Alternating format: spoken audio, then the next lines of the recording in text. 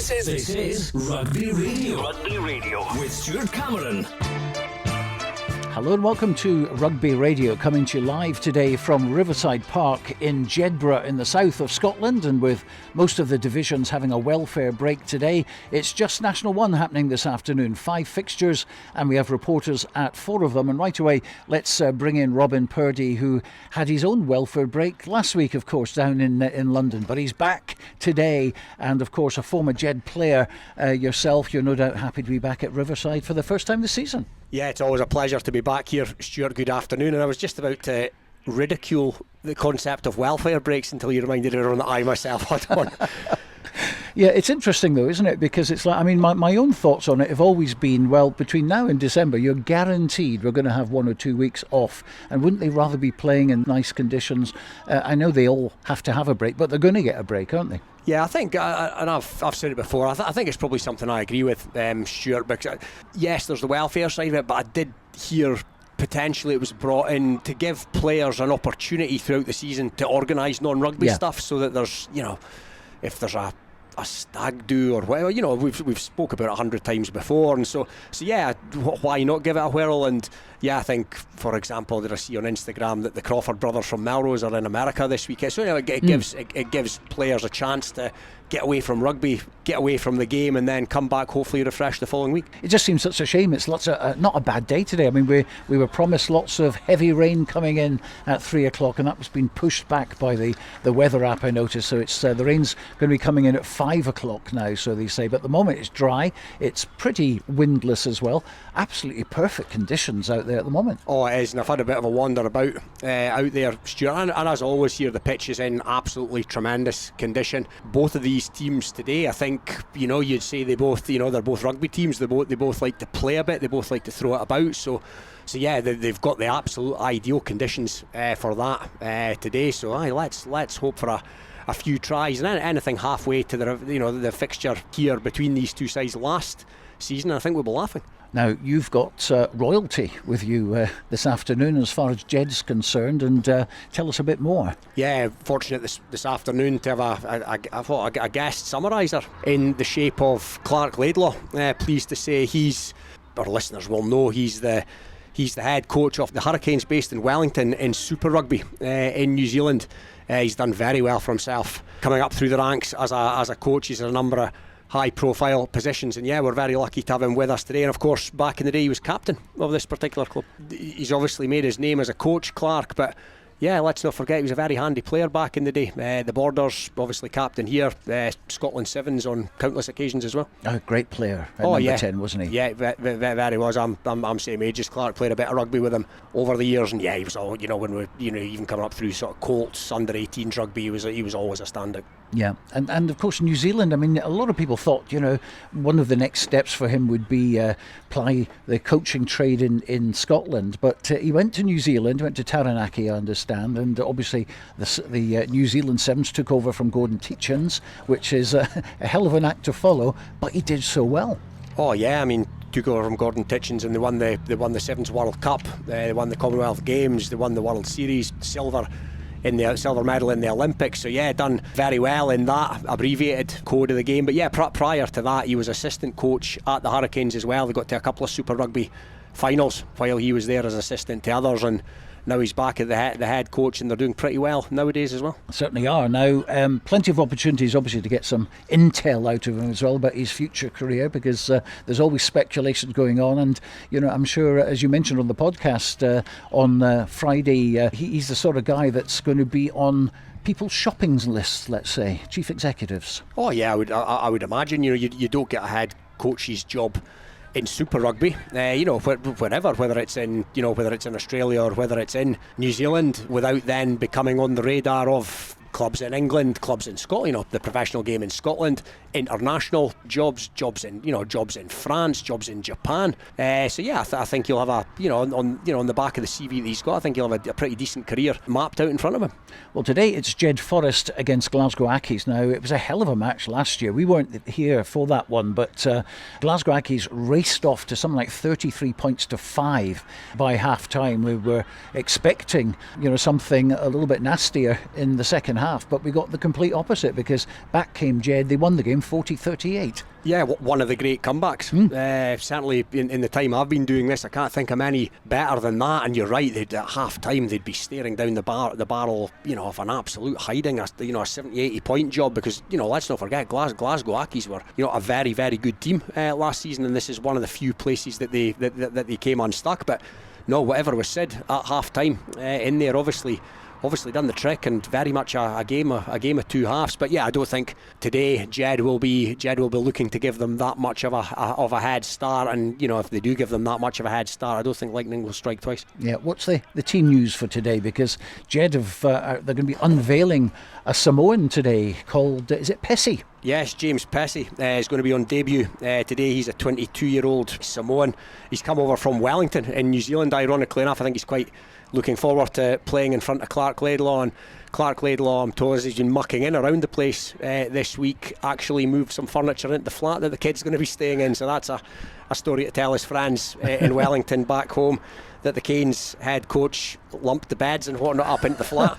But Jed have I would say they've got a bit of a stronger look about them today, predominantly because the the young twins are back in the back line. They provide that vital experience in among the young guns. There's a young and inexperienced 9 and 10 for Jed today, so to have the youngs outside them, providing the experience, providing the chat, providing the nous, if you like, that's going to be all important. And obviously Clark Skeldon is back in harness now as well after missing the first 2 or 3 games of the season. He scored against Gala last week. He gets a lot of tries. He's a big old guy and he's hard to stop from a few metres out. So they've got a big second row today. Clark Skeldon, Jamie Hind are a couple of big lumps. The youngs are, so yeah, they've got there, but it's very much a mix of youth and experience, if you like, and there's probably not that much experience on the bench for Jed either. Glasgow Accies look fairly settled. They have Stevie Longwell at prop. He's been about the scene, the ex-Ayrshire Bull. He was at Bristol Bears and played a bit of rugby in Italy as well as America, so he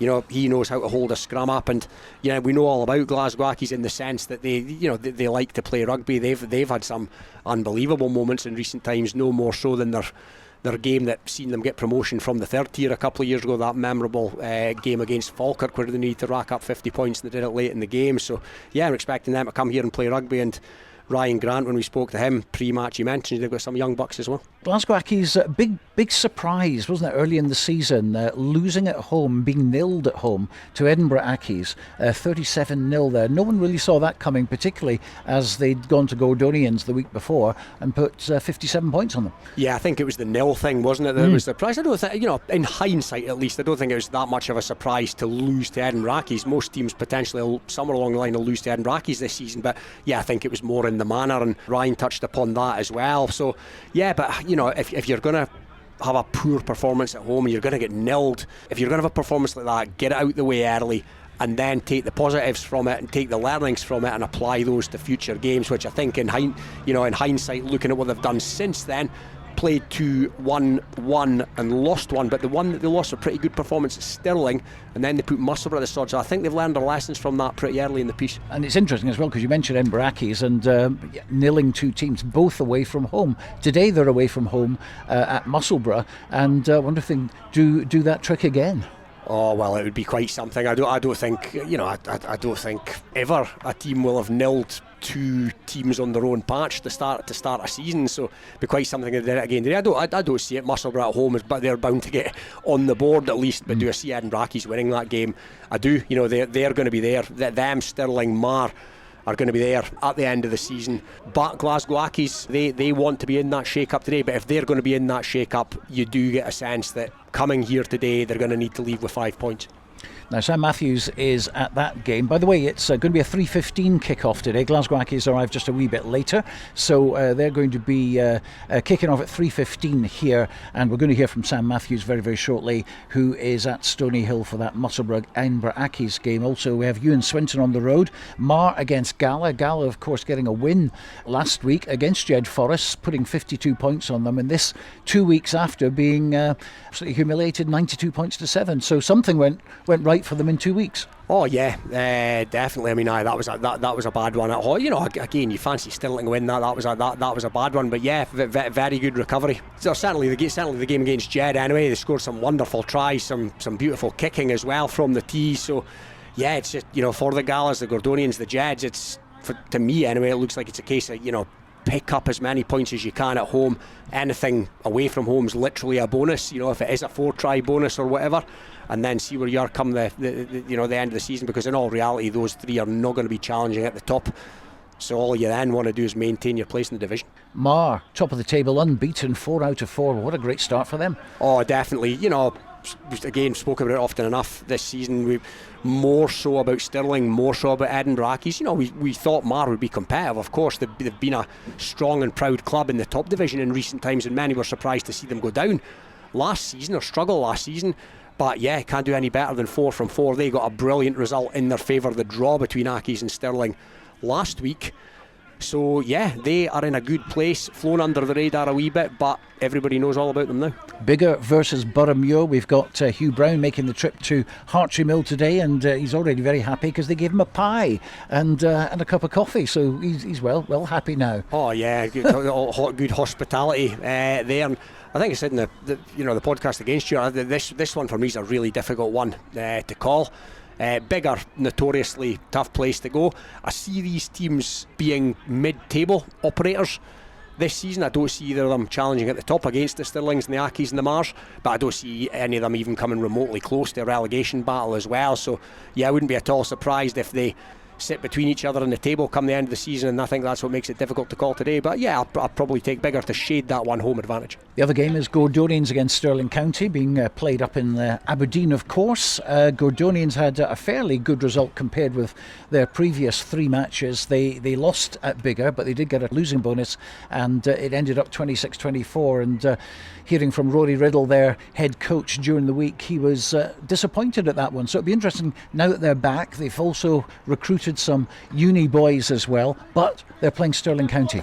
Yeah, and it's the very definition of a free hit. Let's be honest about it. Stirling County calling on the services, and you know, the Sean Kennedys and Glenn Bryce and Scotland prop whose name evades me. WP Nell. WP Nell, that's the one, of course it is. So yeah, they've got a wee bit of an embarrassment of riches in the Scottish second tier of the club game. So yeah, they're nailed on favourites to go up there and come away with, let's be honest, a 5-pointer. But it's that old thing again for Gordonians. If they can rack up 4 tries, to me, if you rack up 4 tries against Stirling, doesn't matter if you get beat 27-26 or 90-26, you get the same point. Yep, absolutely. Well, earlier you spoke with both the head coaches. That was Ryan Grant of Glasgow Accies, and before that, Michael Harshaw, the head coach of Jed-Forest. So Mike, 1 win from 4 going into this. Give us a sort of mark out of 10 for the season so far. You know, where are Jed at right now? I think we're probably around 5 or 6, to be honest. I suppose those 4 games, you know, they've all been fairly similar in the sense that we've been in the game at half time. Boroughmuir is the only game that we've then really taken control of the game and probably played the right areas and made the right decisions, like when we can play and when we need to kick for territory. So I'd say we've been in at half time. It's just those decision making errors then that have cost us in the other games. So in terms of being competitive, we've been thereabouts. It's just decision making then that we need to really focus on and get right going into this game today. And in the overall context of the season, just how big was that win? You know, that last home game against Boroughmuir. Certainly for confidence, it's been big for us. Just that it shows what we can do, and when we're at Riverside and home advantage. So, as I say, like in terms of overall performance, not very different to the others. So, like I think we're kind of back ourselves to be able to do that again, hopefully. But yeah, like it's a game where we're kind of like Boroughmuir, lots of quality there, and we've dealt with it well. So confidence wise, it was pretty good for us. And you followed that up with a loss to Gala, but you did manage to get a point for 4 tries. So is this season, Mike, going to be a case of accumulate as many points as possible at home, then anything gained on the road is a bonus? I think that's one of the big things we're trying to get across to the players is like no matter what's happening in the game, what the flow of the game is, there's still opportunities there. if the game's turning against us, we've still got chances to get a point with 4 tries, and once we've got that, if we then go and look for a losing bonus point, and if we're still in the game at that stage, then we can go on to try and look for the win. So I think it's that kind of mindset that we just got to, if things have gone against us, we just got to try and get something out of the game to help us on those away trips. And we spoke in our podcast this week about rugby in this area. I think sometimes people forget that Jed's a small town with less than 5,000 people, so that kind of always means that there's limited resources. So give us an insight into what it takes for a club like Jed to remain competitive.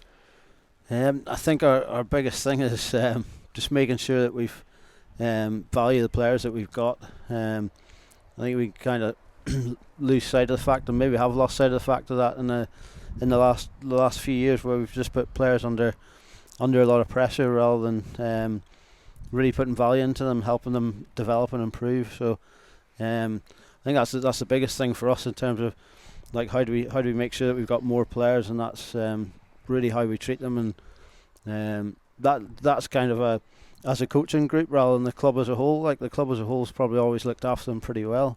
It's just like, what's the environment like, and do they want to continue playing for us? And there's a real mix of youth and experience in the squad today. Just how important is it to have the likes of the young twins and Clark Skeldon back? Yeah, it's crucial. It's crucial. We can kind of see it's probably a big part of last week's performance, where like attack wise we were still pretty good. Scored 5 tries from 7 entries into the 22. So attack wise we were really good, and then I think it's that experience in defence. They just kind of know what they're doing, where they need to go, and like players who had been defending really well up to last week, we're probably just struggling a little bit without that leadership from Gregor in the centre, which kind of pulls everything around us into place defensively. So yeah, we got him back in this week, so it's going to hopefully make a big difference to us in that area.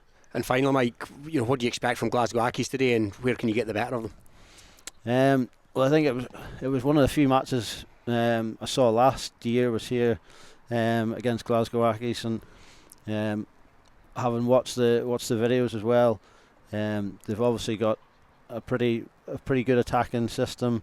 They can strike from anywhere, and they've got a lot of pace on the edge. So I think that's the main thing for us, and especially looking at where we were weak last week, is trying to fix those elements. So just getting enough width in defence that we can try and counter that, and if we do, I think we'll have a good opportunity in the game to go on and win. So Ryan, this game last year, blew 28-point lead at half time. Does that bring back a few demons, and it been discussed at all this week? To be honest, we've tried to forget about it, but it seems to come up a lot this week. But yeah, I mean, it was a stark lesson for us last year that you can't switch off, and you've got to play the game for 80 minutes. And all credit to Jed. Last year they came out of the tunnel a much better side than we did, and they ultimately did enough to beat us. But to concede 40 points in 40 minutes of rugby, having scored 33 in the first half, was bitterly disappointing, and hopefully a lesson not to be repeated today. And you had a tough loss at home to Edinburgh Accies 3 weeks ago, but then you had what looked like a spirited away performance at Stirling, then a really good win against Musselburgh last week. Did that loss against Edinburgh Accies serve as a wee bit of a wake-up call for the season? I think so. I think it was tough for us.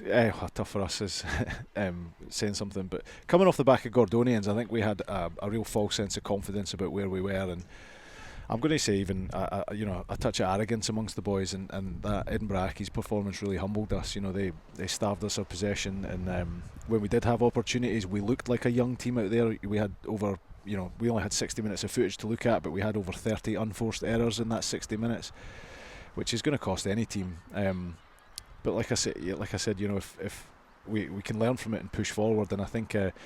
Into Stirling, boys wanted a bit of redemption, and defensively that's probably been our best defensive performance for some time. And then I felt like we were unlucky to lose that game. If I'm being honest, there was a few decisions on the pitch which I think affected the outcome. But we carried a good performance into Musselburgh at home, and even then I do think there was portions of the game where we switch off. That we've got a tendency of scoring 1 or 2 tries pretty quickly, and then thinking that we're the Harlem Globetrotters. And we do like playing a wide, expansive game of rugby, but we need to mature our performance, and hopefully we'll see that step forward again today. And you had what I thought was a brilliant campaign last season, 13 wins from 18. What are the realistic games for Accies this season? Well, you might, it's like either we're going for it, otherwise what's the point of being here?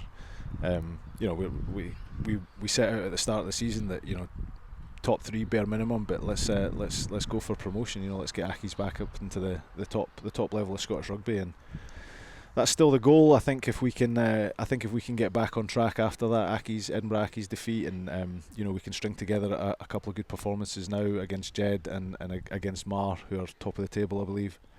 That puts us right back in the breadbasket, and you know, I think that we can beat Stirling at home, and Edinburgh Accies away is going to be a very tough game. But I think if we can get firing, I don't think anything's unachievable. And what are the hopes from a personal point of view, Ryan? You know, 25 caps for Scotland, British and Irish Lions. Do you have any designs to coach at a higher level? Nah. Nah. You know, when I retired from rugby, I decided to step away from the game. I had an opportunity within the SRU. I just decided to look at other things, and you know, did a bit of forwards coaching at the Accies to keep my name in the hat, just in case. And I've genuinely just stayed because I really enjoy the club. It's a great bunch of boys, and yeah, I enjoy it. I don't think, you know, I'm not one to take my coaching career any further than this. I don't think I've got you know, self-employed, so I've got a business to look after as well. So. And this is the first time Rugby Radio, we've covered Glasgow Accies this season. Who can the fans watch out for? You know, who are the danger men? For us, you know, we're super lucky that we've managed to recruit or attract some very young talent. Our fullback today, Rory Caldwell, has had an outstanding start to the season. You know, just turned 18 years old.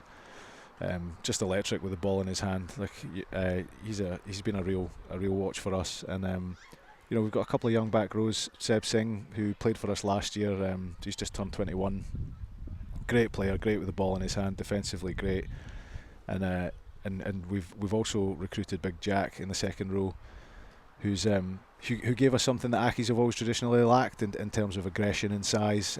So he brings that to the pack. So, you know, we're filling a couple of holes. But ultimately, we're a young team, and you know, the guys are developing week in, week out, and I think that across the board we've got 15 pretty cracking players out.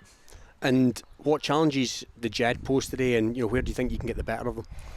I think, you know, if we play our style of rugby and we don't get sucked into to one out rugby, if we look to move the ball and play a kind of a wider, more expansive game, but earning the right to do so, you know, not just throwing it about willy-nilly, which we were probably guilty of last week, then there should be change for us there. You know, we've got really dangerous strike runners, and then I think you know, it's great to have Stevie Longwell and Scotty Rogers back up front in the front row for us. So, you know, we'll be looking to put a marker down there at scrum time and in the forwards play. And, you know, for them, watching their last couple of games, you know, great mauling team. They do really well. They've got a very good line out. So we'll be looking out for them there, and I know they've got a couple of new signings that we're looking forward to seeing on the pitch today, so we'll have to be wary of them.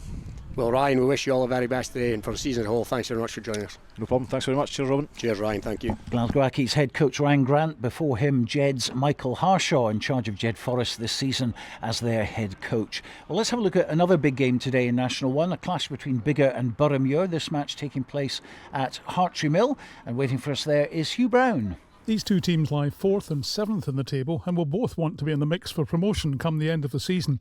But to do that, they have to start picking up points and winning games. Biggar did grind out a victory last week here by just 2 points against Gordonians, 26-24, but the week before that were well beaten by top-of-the-table Mar through in Ayrshire. As far as Boroughmuir are concerned, they've only managed 1 win from 4 so far, in an exciting game I saw against Musselburgh, but they too were defeated by Mar last Saturday. In team news for Biggar, Sam King comes back into the middle row, and the experienced Scott McClymont returns in the back row, which is a huge boost. But Andy Jarden is out with a long-term injury, and Rowan Stewart reclaims his place, having been at a wedding last week. For Boroughmuir, the bad news is that Will Lockhart is out for the season with an injury, which gives the opportunity for Matt Jewson to come back into the second row. They also welcome back George Stevens at number 10. It's my first time here at Hartree Mill, so I'm really looking forward to the clash between Biggar and Boroughmuir. And earlier he spoke to Biggar head coach Craig Borthwick. Craig, you had a very hard-fought win against Gordonians last week, didn't you? Obviously let them in for scores, which was disappointing, but all in all we got ourselves back together again and obviously got back in control of the game and got the 5 points at the end of the day, which is all about. Then we can do a bit of work through the week to try and right those wrongs again. So no, all in all we got the 5 points out of the game, which is what we needed. Yet the week before you got a pretty heavy defeat against Mar, who are top of the table. Yeah, I think again we let them off to a 21 point start, which against any side that you're going to then struggle to actually get yourselves back into the game and do enough to then emphasise getting that sort of good start that we didn't get, and obviously made it really hard work when they give teams like that a big start on us. So it was disappointing. We got ourselves going in the second half and scored some good tries, but when you give teams like that a start, it's you're going to be under pressure all day. But you did get the bonus point for 4 tries, though. Yeah, no, I don't think there's been an issue all season as scoring tries. It's we can score them with the best. I think when we keep the ball for long phases, we can score tries. That's not a worry. It's the other end that we're maybe conceding a few too many that's putting us under a bit of pressure. But hopefully today's a bit different. You came, you're now head coach, of course, having been a player and a coach, but now head coach. Took over from Davy Wilson, who's gone to Watsonians. What pressure is there on you as head coach in that position? Yeah, I'm not somebody that really massively worries about the sort of pressure of things. I just, things that we're doing on a Tuesday, Thursday, I like to see them put into play on the Saturday, and that's why we do it on the Tuesday and Thursday, is to see these things happen on a Saturday, and maybe throughout we're not seeing enough of this transferred from training to games. I think it's just something that a coach on what I've done as a rugby player and see pictures and try and solve those pictures. So all in all, it's I don't see it as pressure. I just see it as you want to see people evolving and getting better rugby players, and when they do that and we actually stick to what we're doing on the Tuesday, Thursday, we're a good side. It's just when we step off that page, we then put ourselves under pressure. It's the club's 50th anniversary this year. Fantastic facilities here, and you have youngsters here from 3 years upwards. It's a good setup. I think when you look round about the club and you look around about the numbers in the kids section and stuff like that, it's fantastic. There's a lot of people behind the scenes doing a lot of hard work. In these junior sections, and obviously you look into the clubhouse just now. There's a massive sponsors thing, which is the same every week that we're here. So all in all, yeah, we're up there with some of the better facilities in Scottish rugby right the way through. And say you'd like to build on that on the pitch and really get this season off to get going instead of this kind of stop-start way that we have been throughout the first start of the few games of the season. And just in a sentence, Craig, Boroughmuir today, can you win? Yeah, I think we can win. I don't see any game that we can't win. Just have to see what turns up from our end, and we'll answer that question in a few hours time. Well, all the best, Dave. Thanks, Craig. Cheers, thank you very much. And Boroughmuir's head coach for this season, Stephen Leckie. Stephen, it's not been the best of starts to the season for Boroughmuir. 1 win out of 4. I would disagree. It's not the best start. We've had loads of issues injury-wise, so the results haven't quite went our way. But we're staying in the games and we're fighting hard and giving other players an opportunity to play at this level, which is exciting. But you had a pretty heavy loss to Mar last week. Again, 21-10, going into the last minute, lose a try, just going into injury time, so the result looks worse than it was. We were certainly in the game, we had the biggest possession in territory, we just couldn't turn it into points, unfortunately.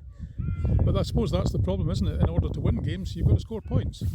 Yeah, you have. There's no two ways about it, and we will. You will. I mean, you're confident. You're 7th in the table, I think, just now. So you've got a bit of work to do to get yourselves up into the promotion battle, haven't you? Yeah, we're confident that we're doing the right thing. We'll stick to our principles, and the boys are tremendous. There's no negativity at all. We're not thinking in terms of we've lost another game, or it's just not in us, and we're not going to allow it to get in us. I watched you at home against Musselburgh when you did win 46-42, and that was a cracking game, but it was hard work for the boys. It was hard work, and as I say, we've lost 5 players since that game, so it's been a huge turnaround, and as I say, opportunities have arisen for other players, and they're stepping up to the plate. They're doing really well. So about today then, what about Biggar? Because they're above you in the table, they've had 2 wins. What do you make of today's game? Another tough challenge. Biggar always make it hard for teams, and they'll never give up. So again, we just have to do what we can do. And we don't really concern ourselves a lot with the opposition. We can only get our bit right, and the rest takes care of itself. What are Boroughmuir hoping for this season? Obviously, you want to do well. What are your ambitions in the league? So we never set any goals for the league. We just take it a week at a time, and we want a better season than we did last season. We didn't want to be fighting at the end of the season like the boys had to do last year. No, that was very difficult, and you won your last, I think, 5 games in order to stay up. Yeah, obviously I wasn't a part of that, so credit to the coaching staff and the players that I watched 2 of the games back, and they played some outstanding rugby and thoroughly deserved to stay in the league. And as head coach then, how do you instil that confidence into the players? By letting them know that we believe in them and they're doing the right things. It just, rugby's a tricky old game, and momentum's everything. If you get momentum and you get 2 wins, all of a sudden everything's looking great. Momentum works 2 ways. If you are in games and you lose them narrowly, then that momentum shifts. So it's just keeping on believing in the boys. We've got a great group of players and a great club. We're getting loads of support off the pitch as well. So we just keep going. That's Hugh Brown talking to Craig Borthwick and also to Stephen Leckie, both head coaches of Biggar and Boroughmuir. Another match in National 1 today is at Stony Hill, where Musselburgh are looking to upset Edinburgh Accies, who remain unbeaten. And in their 2 away games this season, they haven't conceded a single point. Sam Matthews is up there for us today, and that's an impressive stat. Absolutely right, Stuart. That is some stat, definitely one for the history of us to be looking at. But looking at the Musselburgh back line, there definitely is capability to take that stat and put it in the past. Now, the names of Watt and Owenson spring to mind pretty quickly there. Accies, though, sitting second. They'll be looking to close that gap to Mar after just being 3 points behind them coming into this round of match weeks. Team news for the home side: Jason Tallick and Neil McCarron come into the pack in exchange for Gibson and Stott. In the back line, Struan Tallick, Danny Owenson and Murray McCowan come into the back line in replacing Bones, Crawford and Anderson. The away side, not many changes. Vincent Hart is out in exchange for Connor Allen. Robert Gordon is out in exchange for Patrick Ritchie in the back row. And on the bench, Branthwaite comes in to start Jersey and Hine drops to the bench. All action to come here from Stony Hill at 3 p.m. Thank you to Sam Matthews there at Stony Hill. But earlier he spoke to the Musselburgh head coach Andrew Clark. Well, Andrew, back at home, obviously not the result you wanted last week, but chance to rectify it against a good outfit. Yeah, we said that in the changing rooms in our pre-match meet, that obviously last week didn't go to plan, but the way the league structure works, it's quite lucky we've got the opportunity this week to try and prove that we're better than that. Glasgow Accies were pretty good at moving the ball about, which we kind of knew they would be, but we didn't react to that and we didn't fold round corners quick enough or be able to push and help our wingers out, so we kind of got punished there. Well, obviously you get a few names back in the lineup, which is pretty key. Obviously you have some familiar names as well, that you have the benefit of players that's names travel around the league. They put fear into an opposition when planning for that. Can you use that to your advantage today? Look, we've still got a fair few missing. We've still got Maltman's out with a hamstring, and we've got Michael Badenhorst who's out with a broken hand at the moment. But it's good to see both Tallick boys starting the day at 9 and hooker, so hopefully they'll be influential in the game. The 9 is at Heriots. He's not had masses of game time there, so hopefully this will help him prove a point there as well. And that's handy as well, isn't it, when you can rely on those players to come back, maybe do a job for yourself, but also the development of players as well to show the talent that is in Scottish rugby. Definitely. I mean, Tallick's a great wee player. I feel a little bit sorry for Harry Bone, because he's played pretty well for us at 9 the last few weeks, but then it's that sort of balancing act of giving the boy that's trying to get in the 20s his opportunity to show what he can actually do as well. So yeah, it's just trying to balance it all up and get the best options on the pitch, but manage guys that deserve time as well. Well, I hear the media phrase is a good headache to have, but what's the game plan looking like today then? Well, hopefully the weather's going to hold out. We'll try and play as best rugby we can. We'll try and get good quick ball, not overplay between the 22s, and try and get down there. Danny's standing there, I'm not sure if he'll pay any attention to that, but fingers crossed he does. He's given that slide nod that Mercurial tends to give, but I'm looking forward to watching it today. Cheers, Andrew. Thank you.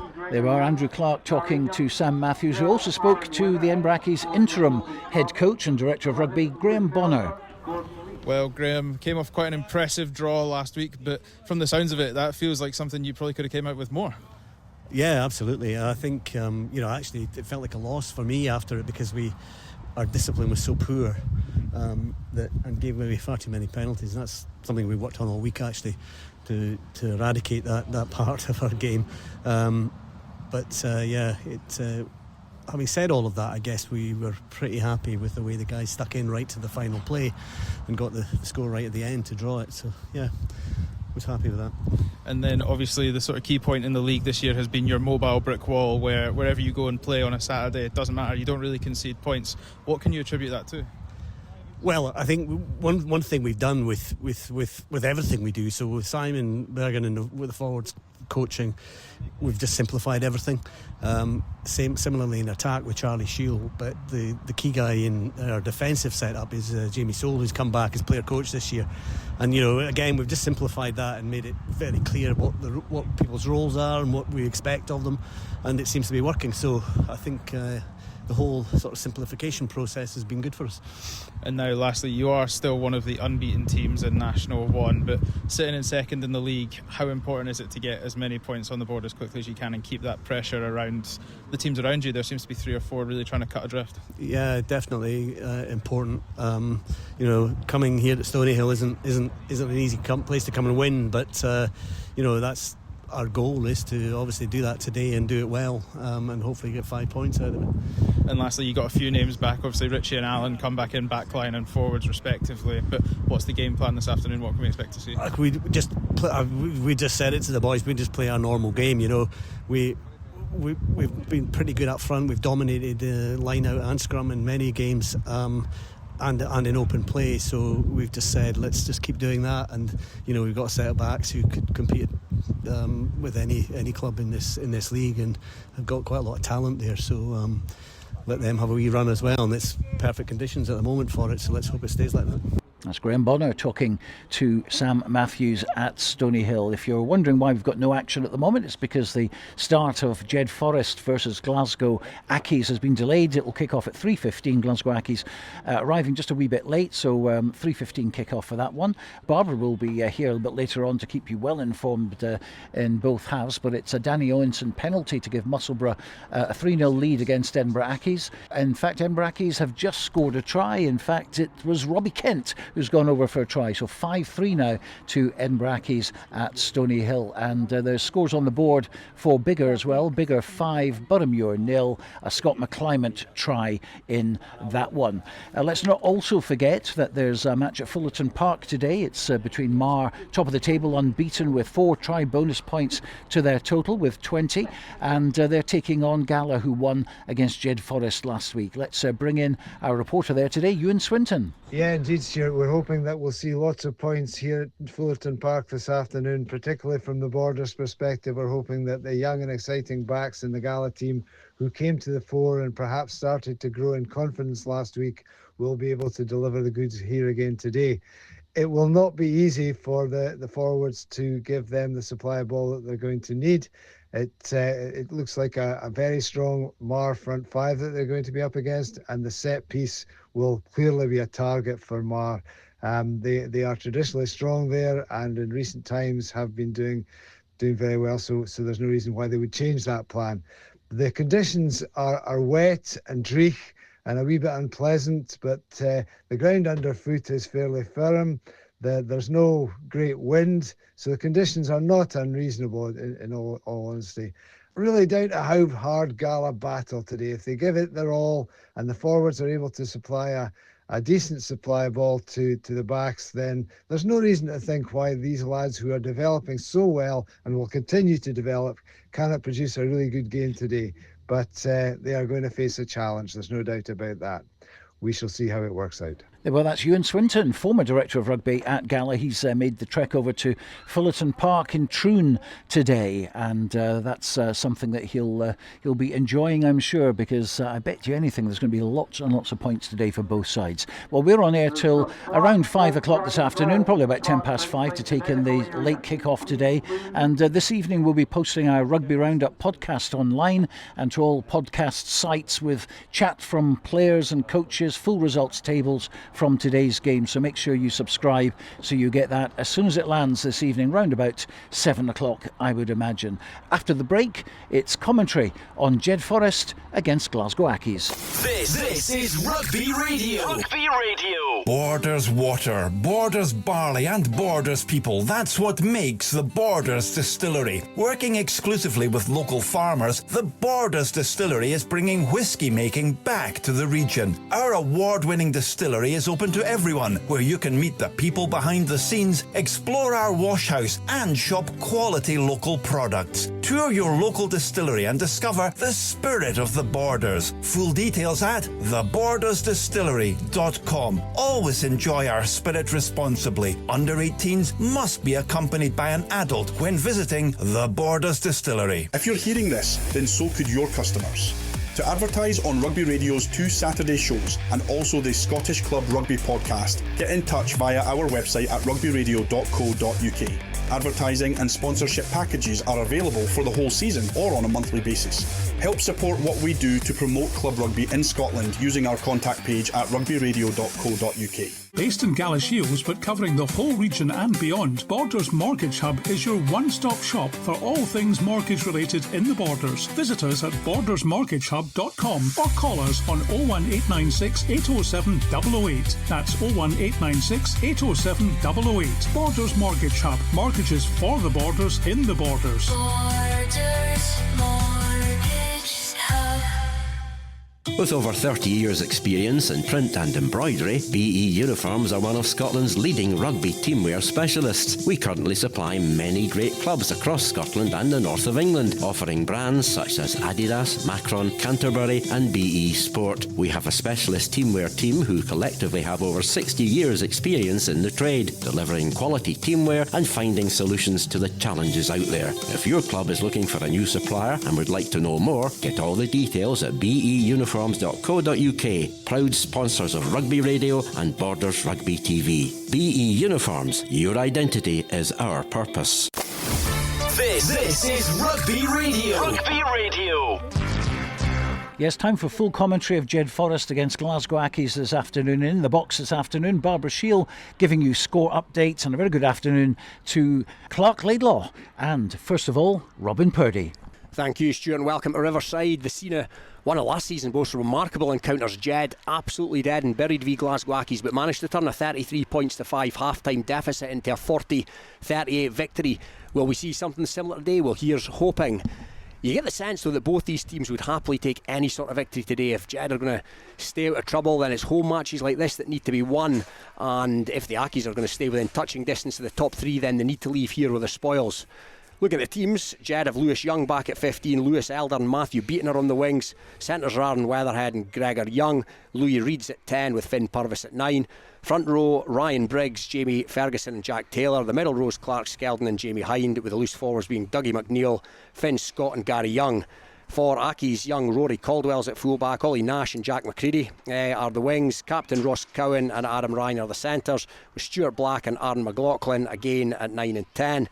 Scott Rogers, Sean Alton and Stevie Longwell form the front row. Max Hutchin and Jack Haynes are the second row, with a back row made up of Seb Singh, Ben Skinner and Matthew Holland. Mary Pringle's today's ref, with the ARs being Bob Nevins and Kevin McGee. And alongside me, it's a real coup for Rugby Radio to have a Super Rugby head coach with us today. All the way from the Hurricanes in New Zealand, it's Clark Laidlaw, who also, of course, was captain of Jed back in the day. So Clark, you actually saw Jed ship 50 points at Gala last weekend. What needs to change from here today? Yeah, good afternoon, and thanks for having me along to watch my first home game at Jed for 20 years. I thought Jed played reasonably well last week. They were in the game and had a chance when they were a score down and dropped the ball over the line, and Gala were good enough to go the full length and score, and then scored quickly after, which I felt blew the game out a little bit. I think the defence was certainly the area they would be working on this week. A little bit passive at times and a little bit tight. It gave Gala some good space and outside, and Gala took advantage of that. But I thought up front Jed were good. They were pretty solid. I see some of the guys that came off the bench are actually starting this week, so it'll be interesting to see, because obviously Accies look like they've got a reasonably sizey forward pack, so it'll be interesting to see how we go. Yeah, I would agree with that. They look like they've got some fairly formidable unit in the ranks, and Rackies look like some of them spend a bit of time in the gym, but it's going to be Jed to get us underway. They're going to attack the car park and here at Riverside. And here we go, Weatherhead gets things underway, and it's a challengeable one. And Jed are going to come up with the ball here, down in it. Oh, they fumbled it. Actually, it was the hooker, Jamie Ferguson, who tried to drop on what was a loose ball. Spilled by Stuart Black, the scrum half, but it's back in Accies' possession. That was the first carry of the afternoon for Max Hutchin. Still inside their own 22, Accies in navy and white hooped shirts. Jed in their familiar all royal blue attire. The first scrum of the day, Accies were playing with an advantage from the fumble at the kick-off, so they're going to have a scrum. It's about 6-7 metres in. We're on the what's affectionately known here at Riverside as the wee stand side. So Glasgow Accies, Stevie Longwell in the front row. He's been around the place, age 35 now. He's head of youth development at Accies, ex-Ayrshire Bulls. Bristol Bears at a period there as well, Jersey Reds. So not his first rodeo. Flame-haired Stuart Black. Fairly solid scrum from Jed though. Longwell's popped out of there, but referee seems happy enough, and it's going to have the first carry big inside centre there. That's Ross Cowan, the skipper. Defensive duties by Louis Reid. Just outside their 22 here, Glasgow Accies. It's McLaughlin, their 10, and there's a little half break on. Now that's turned into a full break, and he's off and running, the young fullback Caldwell. Inside it goes to Stuart Black, but it's been fumbled. But they're still going to maintain possession. Glasgow Accies, no, the referee's going to bring them back for a knock-on, but under the sticks. Ben Skinner was romping, and Clark Jed have got away with one there. Yeah, they have. That was a bit like the defence last week, slow to fold off a initial hit up from Glasgow Accies and gotten outside of the 12, the Weatherhead. So yeah, they're going to have to get far side far quicker than that. So knock on. It was the last pass. It was a good team break. Black involved. He tried to feed it inside. Skinner played at Melrose Sevens for Glasgow Accies in May. Skinner, and he showed reasonable toe there. But it's going to be Jed scrum. Fed by the very slight figure of Finn Purvis. Fifth appearance in a Jed jersey for him this afternoon. But Jed going to try and run one here, and that's a good line being cut by the fullback Lewis Young. We've seen that a few times over the years, but the cover managed to get across. But Jed going to maintain it here, still inside their own half. Skeldon, his first carry, you imagine it'll be first to many for him, the ex-skipper, and he was met heavy challenge by Matthew Holland, recently at 100 games for Glasgow Accies. Again, another big shot, that was by Longwell in the midfield. So Jed, Louis Reid dances back in field, again back into heavy traffic, and he's held on to that a fraction too long, the youngster, and that's going to give Glasgow Accies a penalty. Looks kickable-ish, but they're going to send it down the touchline. We've spoken often on this show, Clark, three-pointers seem to be a wee bit out of fashion at the moment. Yeah, it's a done thing, isn't it? I'd love to see the stats, how many mauls go over, but I feel like Jed maybe want to play a little bit of territory. Early in the game they could maybe clear their half a little bit. Accies only had one in that backfield for a long period there. There's a lot of space for them to kick to, so put themselves under pressure and giving away a penalty. And that penalty has been kicked to touch. The first darts of the afternoon for Sean Alton, and that's safely taken in the middle there by Max Hutchin, and they are going to try and rumble it. Gary Young had swam round there, but he's been sent back onto the Jed side by the referee, and now Skeldon's in there, so they're going to have to play it here. Accies to try and nibble another couple of inches round the side of that, but it's going to be Black, and Black's gone to Hutchin. Hutchin up towards the line, he's caught just short, and Singh has a dart at the line. Is he over? No, he's just short again. They're going to regurgitate possession though. This time it's going to go to Alton. Alton up towards the line, and that's been fumbled in the act of scoring. So again, Jed have got away with one. Held up. There by the looks of things. No, yeah, you're right, Clark. The referees deemed that was held up. So yeah, Jed get off the hook once again. The referee Mary Pringle this afternoon was on hand. She's just waiting for one of the Accies players to tie the bootlaces. The Jed under the cosh a wee bit here early in the piece. It'll be Weatherhead to try and relieve the pressure. The drop out from behind his own line. Here he goes, Weatherhead. That's a reasonable nudge actually up towards halfway. Here's one of the Burley operators. It's the number 8 for Accies, but tackled well. He'd managed to get up ahead of steam. Black, McLaughlin, that's fed out there to Skinner. Skinner has another crack. He thought he was in for his first try under the sticks a few moments ago. Here comes another wave of Glasgow Accies pressure. They're in back into Jed 22. Black once again to McLaughlin, and that's fed on there to Hutchin. He's had a busy start. Thought about the offload then, thought better of it. Jed tried to get hands in there, but it's came back on the Accies side. Black once again, they've got numbers on this near side. It's been grabbered through, and that's not the worst kick in the world, and it was almost gobbled up there by Ollie Nash. It was McLaughlin with the little grubber through, and that's been, I think, knocked on in the act of scoring.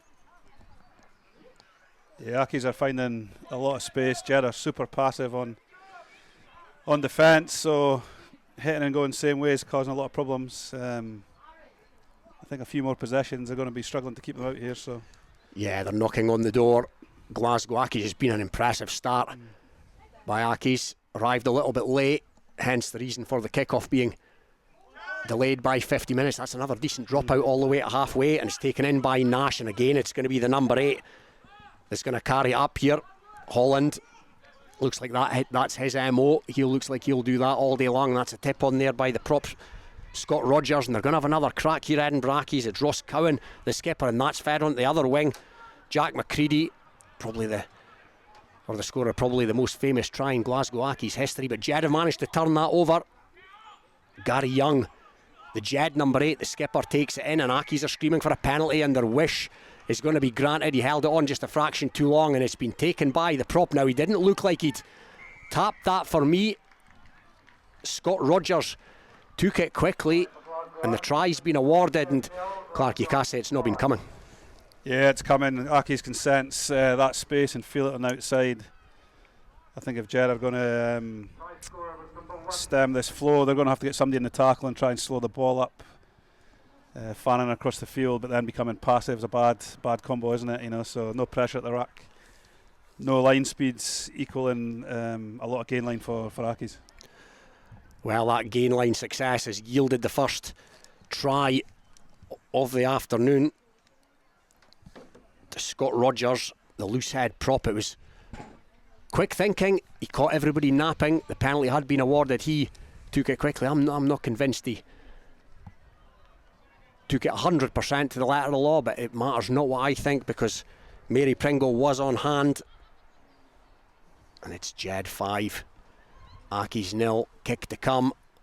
And that kick's heading in the general direction, but no, the ARs, Bob Nevins and Kevin McGee, deem that that's not been successful.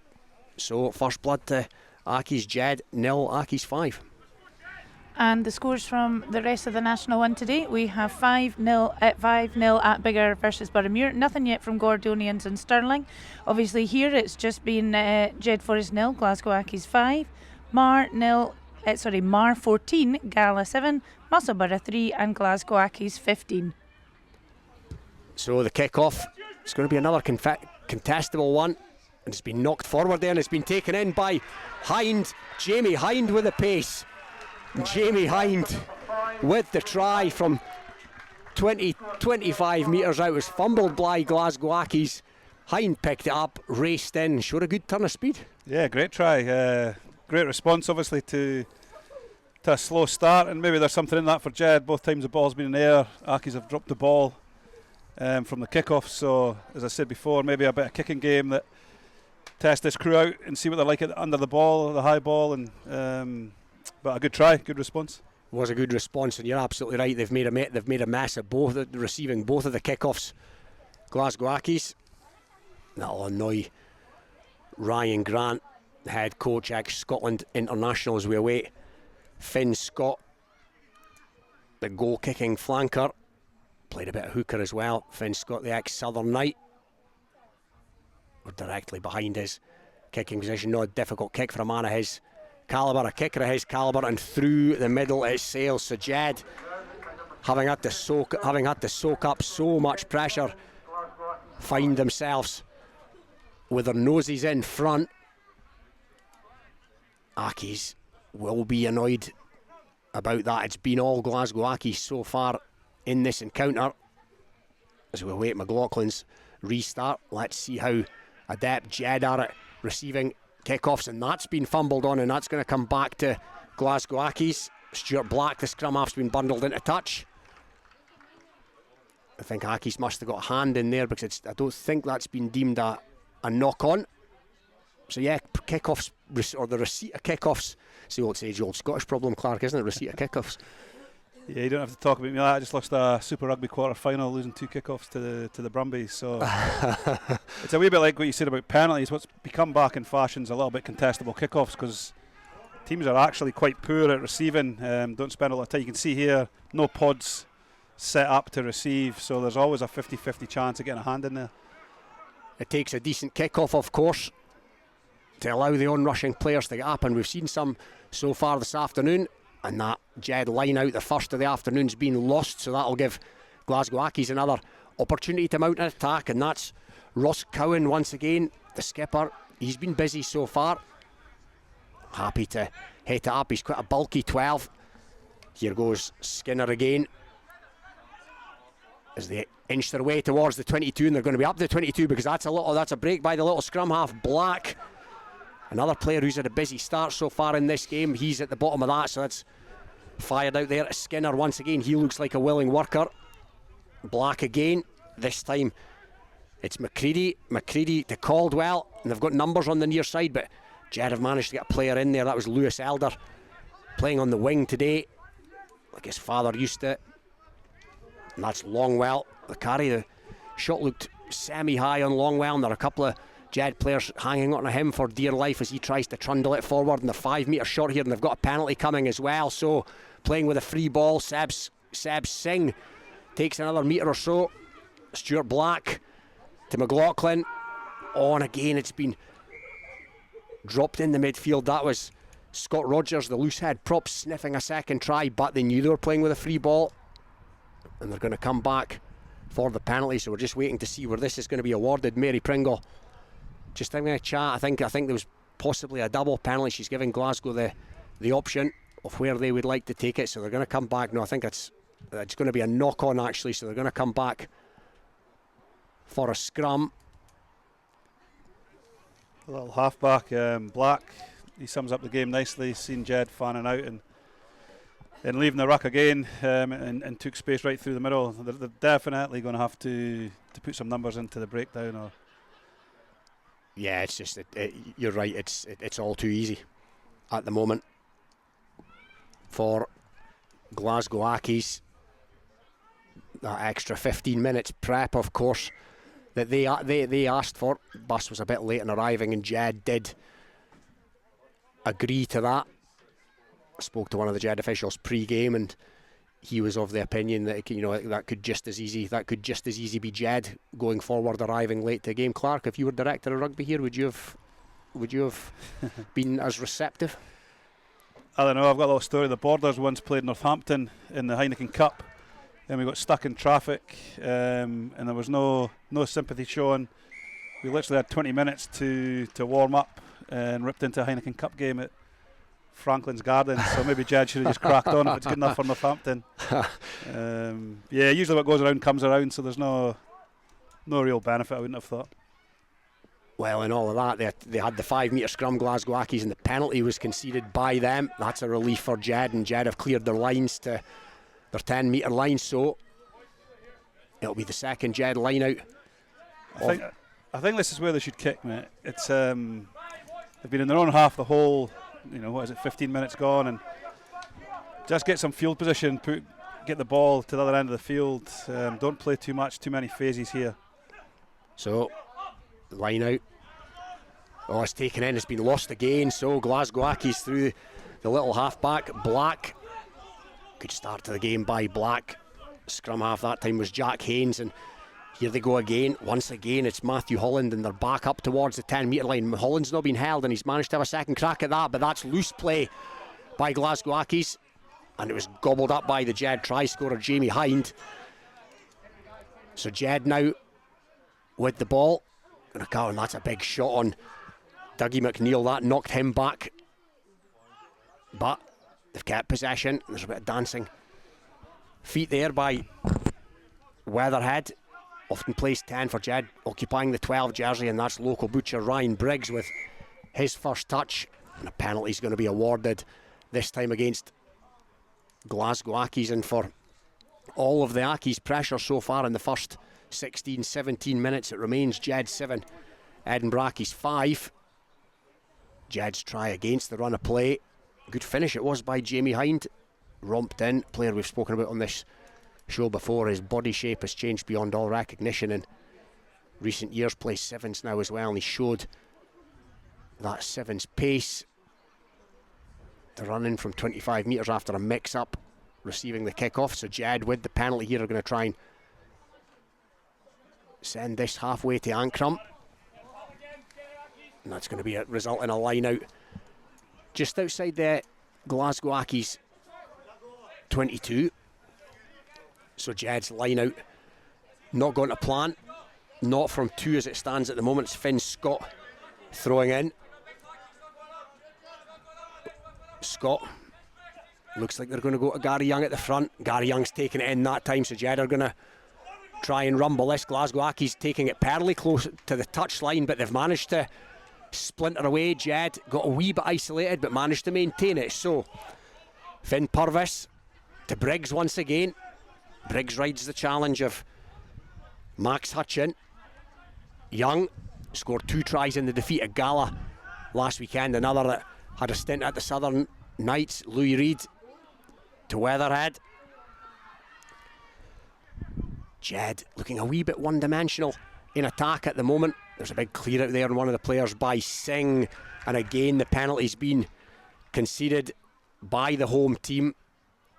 So a bit of huff and puff there by Jed Clark, but not really amounting to much. Yeah, and maybe sound like a little bit of a broken record around the defence, but Aki's a little bit higher on the edge, forcing Jed back inside, isolated, with an inside defender coming and took the ball. So it's probably summing up the difference between the two sides. But as you said there, it's 7-5, so Jed should be taking some confidence that they can hang in there, and if they can, identify probably their edge defence and what Accies are doing, could go along with to build a bit more pressure. So the Accies line out, that's beautiful line out taken cleanly at the top of the by Ben Skinner, and they're going to try and run one here. The penalty was kicked to touch, and now it's been sent down the field, and Lewis Young is at full back for Jed. Young, they're going to try and run this one where a kick might have been a better option, but finally it's been sent into the Accies half. But it's a bit of a nothing kick. They've got somebody under that, and that was the 10, McLaughlin. And the danger man, or young danger man's Caldwell. He's got a bit of running. He takes it back to halfway. Jed again have got a player in there, a couple of players in there now. There's a scrap on the deck for the ball, and Jed have won that. That's good play. That's good play. So it's tipped on to the Kiwi prop. It's been spilled by Jack Taylor. So now Accies with opportunity. They had numbers on this near side, but they've threaded the kick through, and it's a useful looking kick. It's deep into the corner, and Lewis Young's going to have to go back here, and he sends it to touch Lewis Young, but that's a big net gain from a territorial perspective for Glasgow Accies. And Jed Clark, where they've spent much of the game, I think you feel they'd be better. I think you feel they'd be better just taking the skin off it at the moment. Yeah, I'm not a huge kicking fan, to be fair, but it's so obvious around what's happening in this game is Accies are certainly dominant with ball in hand, and there's a bit of space to kick to. I thought that was a better defensive set. Got 2 in the tackle on the far side and got the turnover. Accies,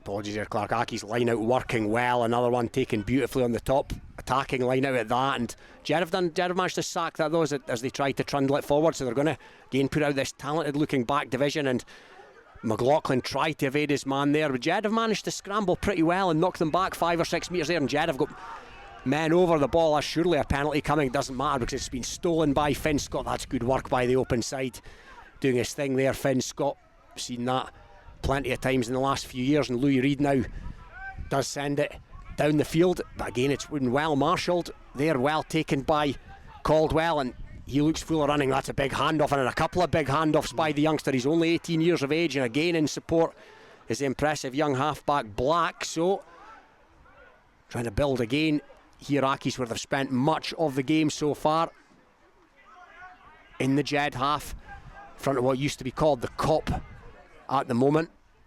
A few hardy souls have vacated the bar, and on that banking now, and that's a better tackle, a better shot in the midfield, managed to spill the ball, stop the Accies attack in its tracks. It was Dougie McNeil, but Accies were playing with yet another advantage, another penalty coming, and he's a good player, Finn Scott, isn't he? Yeah. I haven't seen him play, obviously, but him and Gary Young last week I thought played really well. He's already got a couple of turnovers. Yeah, he's one of Jed's better players for sure. Yeah, as mentioned, played at a higher level. Southern Knights, I would imagine that if there was any hint of a chance that his services were available, there would be Premier clubs looking to capitalise, and that's a penalty that has been, they've gone for the Hail Mary there, Glasgow Accies, to try and get right in the corner, and that's gone dead. And speak about coach Clark, well, you're a coach at the highest level. What does that do to the what does that do to the ticker or the hairline? Yeah, it's never great, but I'm a huge fan of people going for the corner. The sort of optimism to try and stick it right in there. It's often the difference between scoring a maul try and not. So you maybe give a couple away each year and suck it up. This is a good example that Jed should. Yeah, I'd love to see them just shoot down the short side and put the ball down in the bottom corner, relieve pressure, defend from the far end of the field. No set pieces up here, but they're going to come open again. And open they come. Their scrum was under a wee bit of pressure. Now that's another big hit, this time on Louis Reid by one of the Accies back division. Lewis Young has to do a forward's job there and try and steal another couple of metres, and here comes a regular orthodox forward in the shape of Clark Skeldon. Jed back with Weatherhead this time, and he sends it downfield. Again, it's been taken by Caldwell. His position has been on point so far this afternoon, and now it's McCready. McCready looks like he's got a bit of pace and a bit of running. Scragged by the ankles this time, but not before he's moved back into the Jed half. And again, they've got numbers on this near side. It's Singh. Ryan Grant mentioned Singh as an impressive performer, a young performer, but he's lost the ball there, Singh, and there's a bit of an opportunity of a break on here, and right up the middle shoots Aaron Weatherhead out of nowhere once again against the run of play, and from halfway you could see him shouting for the ball, looking to come on the cut. He did, and that's a fine try, Clark. Yeah, he hit a great line, stuck his hand up, and it was a nice little short pass, I think, off the winger there, Elder, and put him through. So amazingly, Jed are about to go 14-5 up. I'm sure Accies are thinking, what's actually happening here? I think that's an example. If Jed get a bit of field position, now they've already got a little bit of scoreboard pressure, it'd be amazing what could happen, before half time. So they've got the wind, Jed, in the first half. So hopefully they can secure this kickoff and get another possession in the Accies half. But they're definitely building into it around the breakdown work and starting to get a couple of turnovers. That was another good turnover in the tackle. So hopefully, as I say, they can get a bit of field position and capitalise on it. And the conversion from bang in front is good, and Clark's right. All of a sudden, out of nowhere, Jed lead this game by 14 points to 5. Thank you, Robin. And round about the rest of the country, we have Biggar 12, Boroughmuir 7. Still nothing from Gordonian Stirling. 14-5 Jed-Forest Glasgow Accies. Here, as we know, it's Mar 21, Gala 7, Musselburgh 10 and Glasgow Accies 22.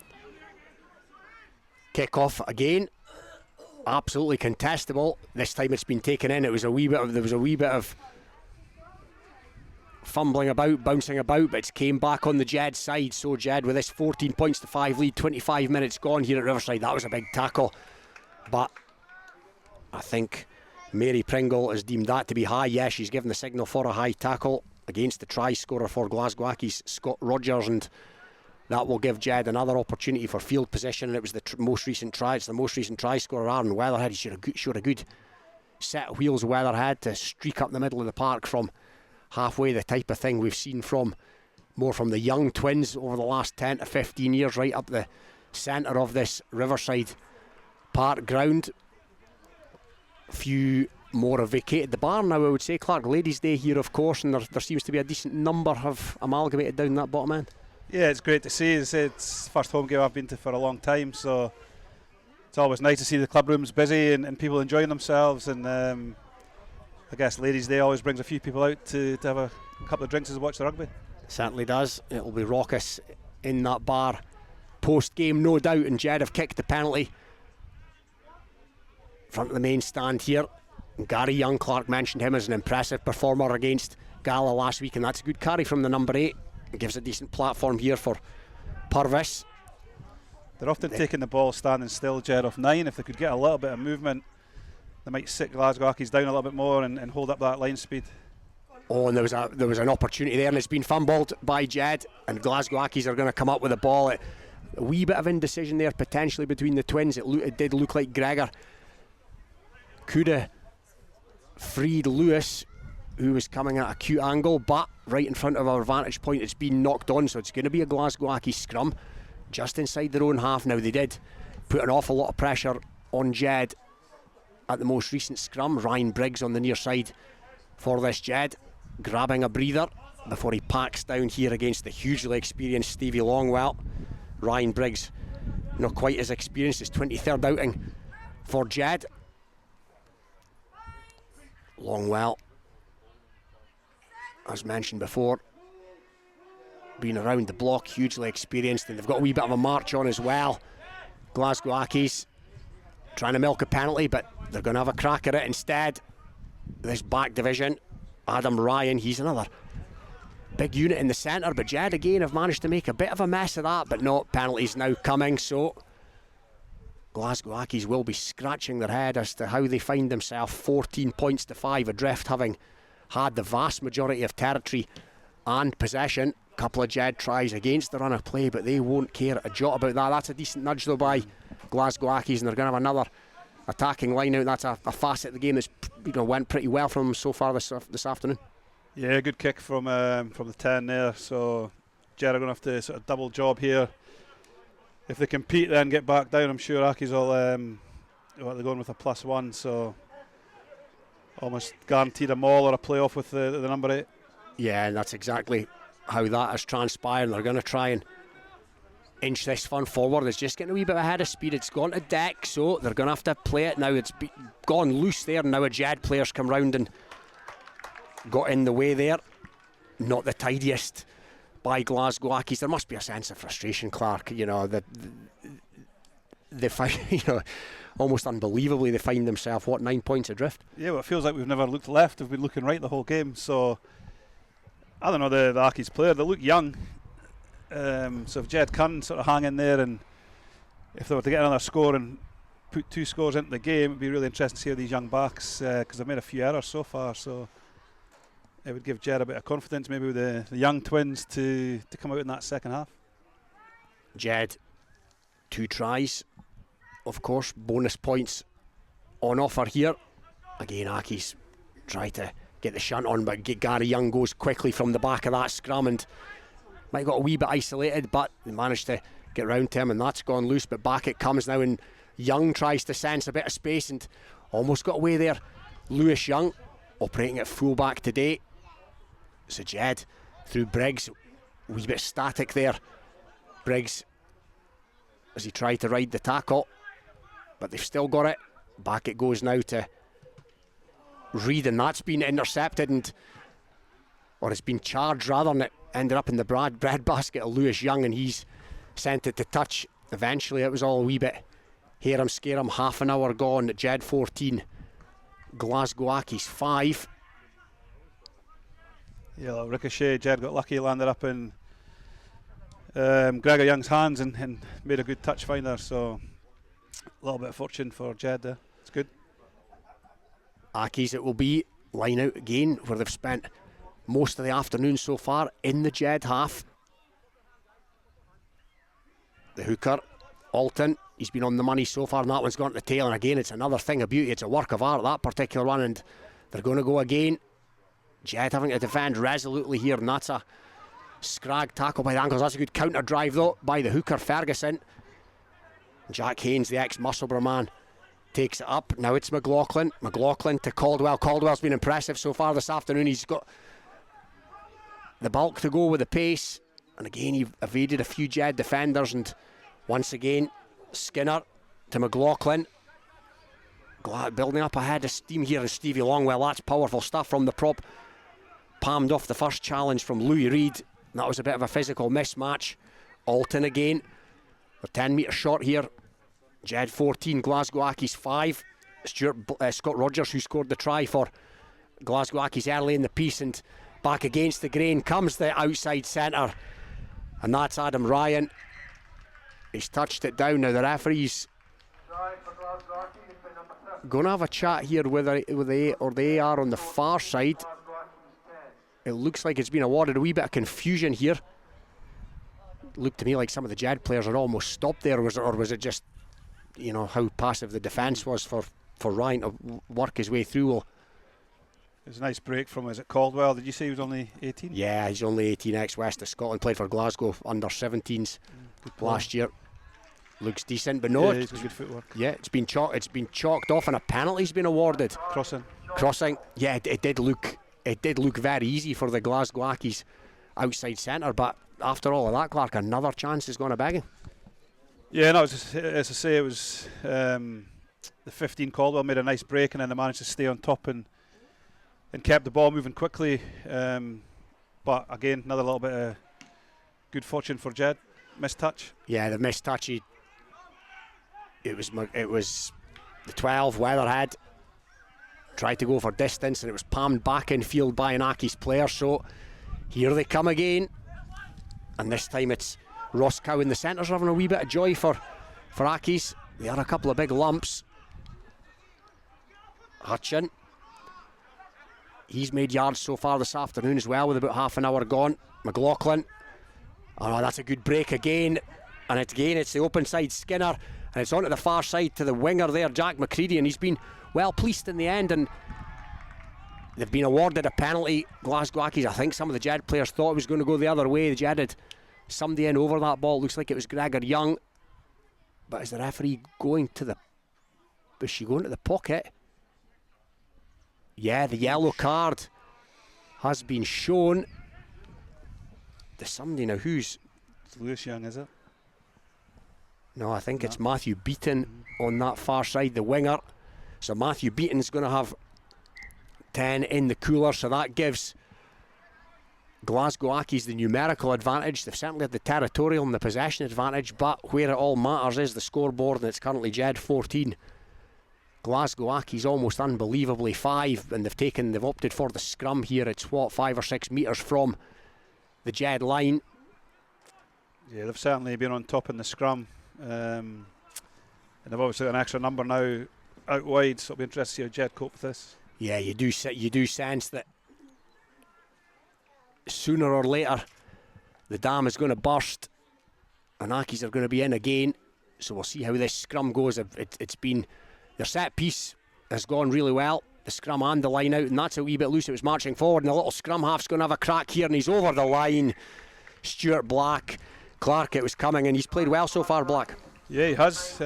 Sees the game well, sees space well, and certainly with the scrum they got massive dominance up front on that right hand side, and he was good enough just to take it off the back of the scrum and get over. So yeah, it's an important part now for Jed. Maybe they can get another kick-off try.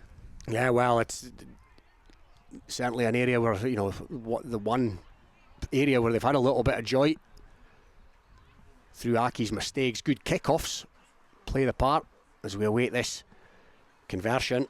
Aaron McLaughlin, he wasn't successful with the first. Jed 14, Accies 10 currently, after Stuart Black's try to add to the one from Scott Rogers. They've had to wait, they've had to be patient and concede a couple in the meantime.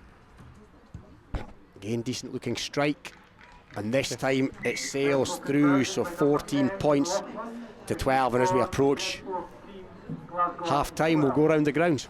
Yep, it's half-time in all the other games today. The half-time scores are Biggar 12, Boroughmuir 14, Gordonians 7, Stirling 36, Mar have 33, Gala 7, and Musselburgh 10, Edinburgh Accies 29.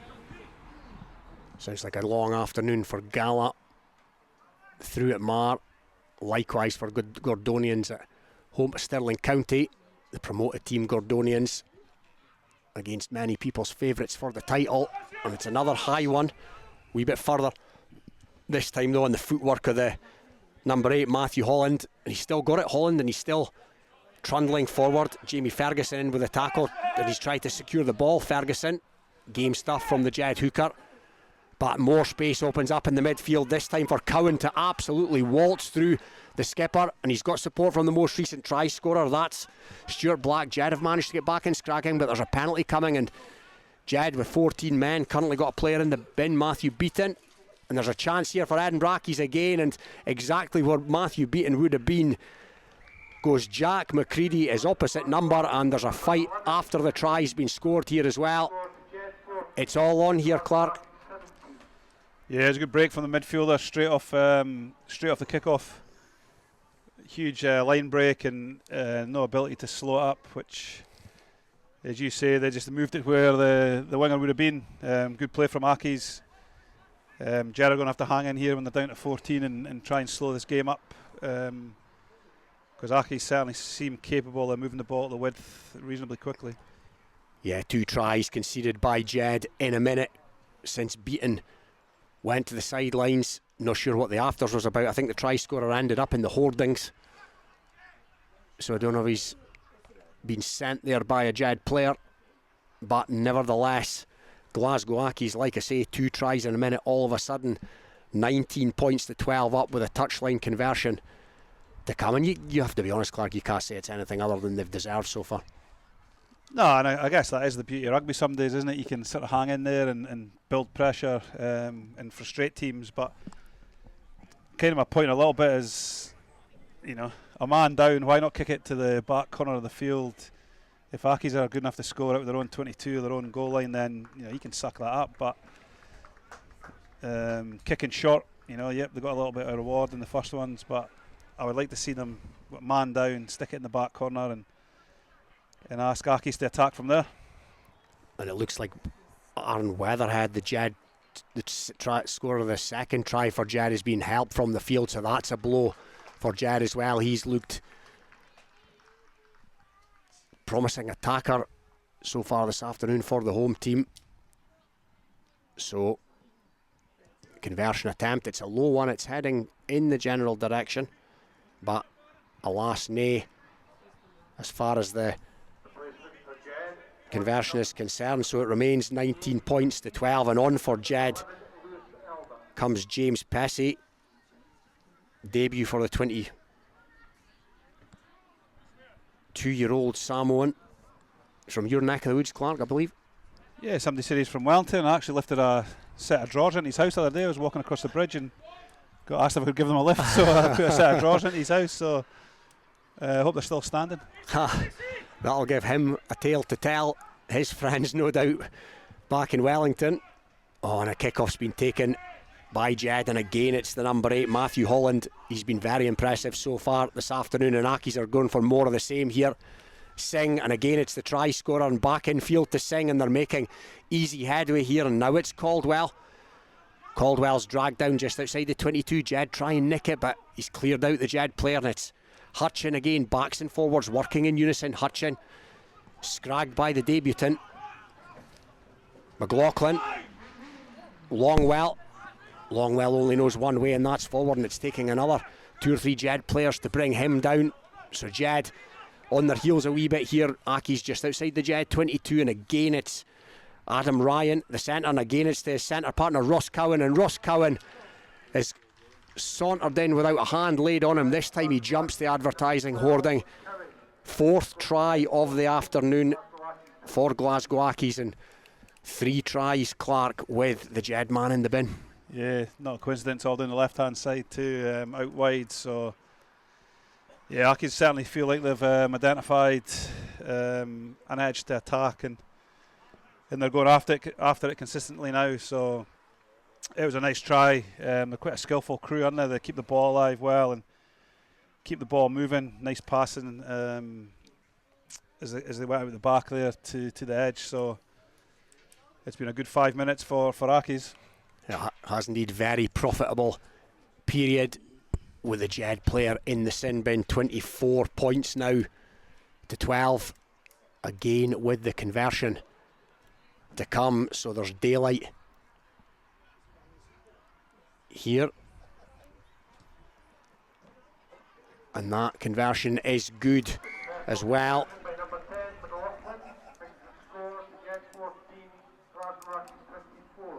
So 24 points to 14. I beg your pardon, I had the scores wrong. We can't see the scoreboard here from a vantage point, but that is correct now. 24 points to 14. I'm reliably informed by my learned friend to the left, Barbara. Good job you're here, Babs. And that is another contestable kick-off. All kinds of confusion in the Accies defence this time, and it's been fumbled as Mary Pringle blows the half-time whistle.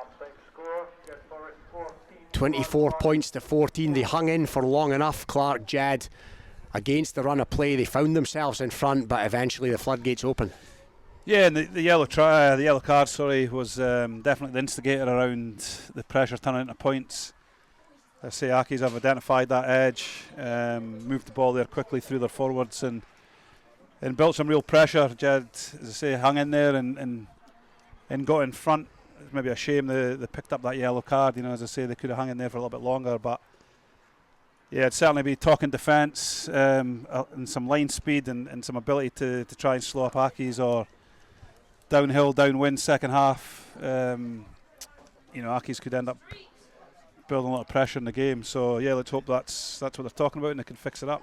Yeah, I was literally just going to ask you. Your coach's hat on, based on what you've seen here. If you were, if hypothetically somebody shouted across from the far side, Clark, come over and give us your thoughts in that change room. What are you going to tell them?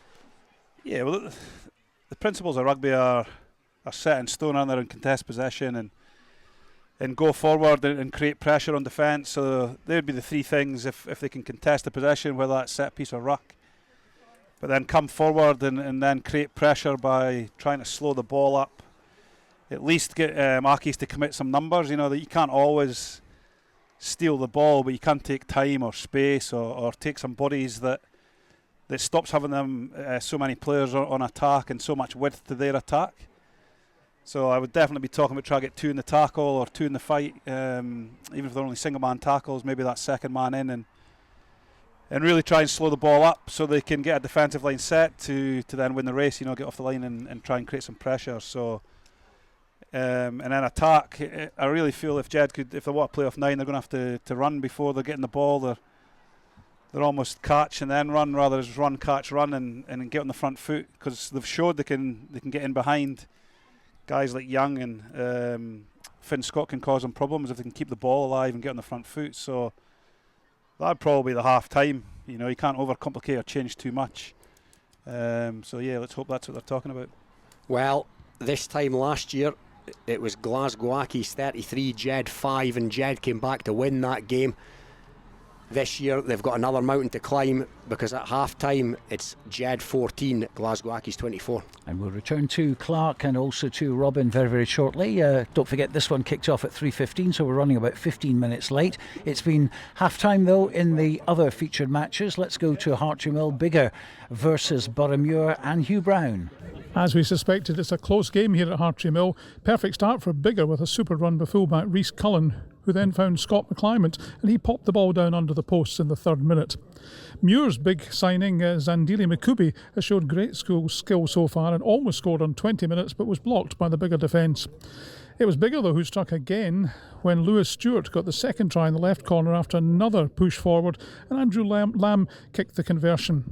The visitors got points on the board though just after the half hour with a push forward under the posts by inside centre Gavin Lockhart, converted by George Stevens. And Muir were inspired by that and passed from side to side of the Biggar line before a pushover try by Callum Smith, and the conversion was successful to put them in front. All to play for in the second half. Here at Hartree Mill, it's Biggar 12, Boroughmuir 14. Over to Stony Hill, Sam Matthews. Half time here at Stony Hill, and the score currently says Musselburgh 10, Edinburgh Accies 29. The home side were the first team to get points on the board with a penalty through Danny Owenson, ending Accies' impressive record of not conceding any points in games away from home this season. They also got a try through Sandy Watt, once again converted by Owenson.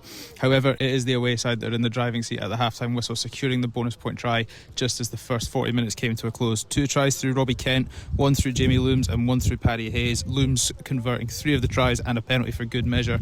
That gives it all to play for in the second half, but the home side now have to face an uphill battle, and they will also be playing uphill in the second half. Score here at Stony Hill at half time: Musselburgh 10, Edinburgh Accies 29. Okay, over at Gordonians, it's Gordonians 7, Stirling County 36, and Mar 33, Gala 7 at half time at Fullerton Park. And if you just tuned in, it's Jed-Forest 14, Glasgow Accies 24. Jed-Forest going ahead 14-5, well against the run of play, but back have come Glasgow Accies. They've done very, very well in this half. They've got their try bonus in the bag. So it's Jed-Forest 14, Glasgow Accies 24. We'll be back with live commentary of the second half with Clark Laidlaw and also Robin Purdie shortly. This is Rugby Radio. Rugby Radio. Based in Galashiels but covering the whole region and beyond, Borders Mortgage Hub is your one-stop shop for all things mortgage related in the Borders. Visit us at bordersmortgagehub.com or call us on 01896 807 008. That's 01896 807 008. Borders Mortgage Hub. Mortgages for the Borders in the Borders. Borders Mortgage Hub. This is Rugby Radio. Rugby Radio. Yes, welcome back to Riverside Park. Don't forget, this game kicked off at 3:15, so we're running 15 minutes behind time. Glasgow Academicals arriving a wee bit late to Riverside Park today. We've got a latest score actually from Fullerton Park. It's now Mar 40, Gala 14, Gordonian 7, Stirling County 36 half time. Bigger 12, Boroughmuir 21 now is a latest score, and Musselburgh 17, Edinburgh Accies 29. So you're right up to date. Just the 5 games happening today. It's a player welfare break for National 2, 3 and 4, and also the Premiership. And National 1 will get a break next week, incidentally. But Robin Purdie commentating with Clark Laidlaw today here at Riverside Park, and at 14-5 we thought there's a bit of an injustice going on there, because it really was against the run of play. We've hardly actually looked into the left-hand side of the field. No, I've got a bit of a pain in the right-hand side of my neck, to be honest, because literally looking at the one half all day. But you make your own luck in this game, and Jed got themselves into a good position, absolutely against the run of play, but they wouldn't have cared about that. As you say, they were 14 points to 5 up, and they'd had absolutely none of the ball. But you did get a sense that the dam was going to crack eventually. The Accies backs in particular have had a wee bit of a feel. They've had a lot of ball to work with. Centres have had a field day. They're well marshalled by their 10. Their 9 looks a good player, and their young 18-year-old 15, he looks a great prospect as well. But no, Jed, as Clark's mentioned, Jed have just been too passive in defence, and you worry now from a Jed perspective, just what this scoreline could be if they don't step it up a wee bit. So certainly a little bit of deja vu from last year, 33-5 at the break, but then Jed-Forest came back. Clark Laidlaw's just come back now after his little half-time meander into the dressing room. Can you see Jed coming back from this? Yeah, I mean, they're definitely going to have to score next, you would think.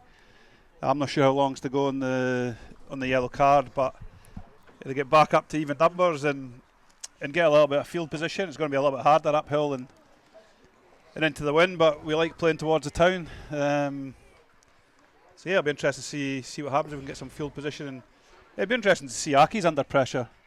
Jed's not managed to really build any pressure, so as I say, it'd be interesting to see what they were like if Jed could get some field position and put them under pressure, see what their defence is like.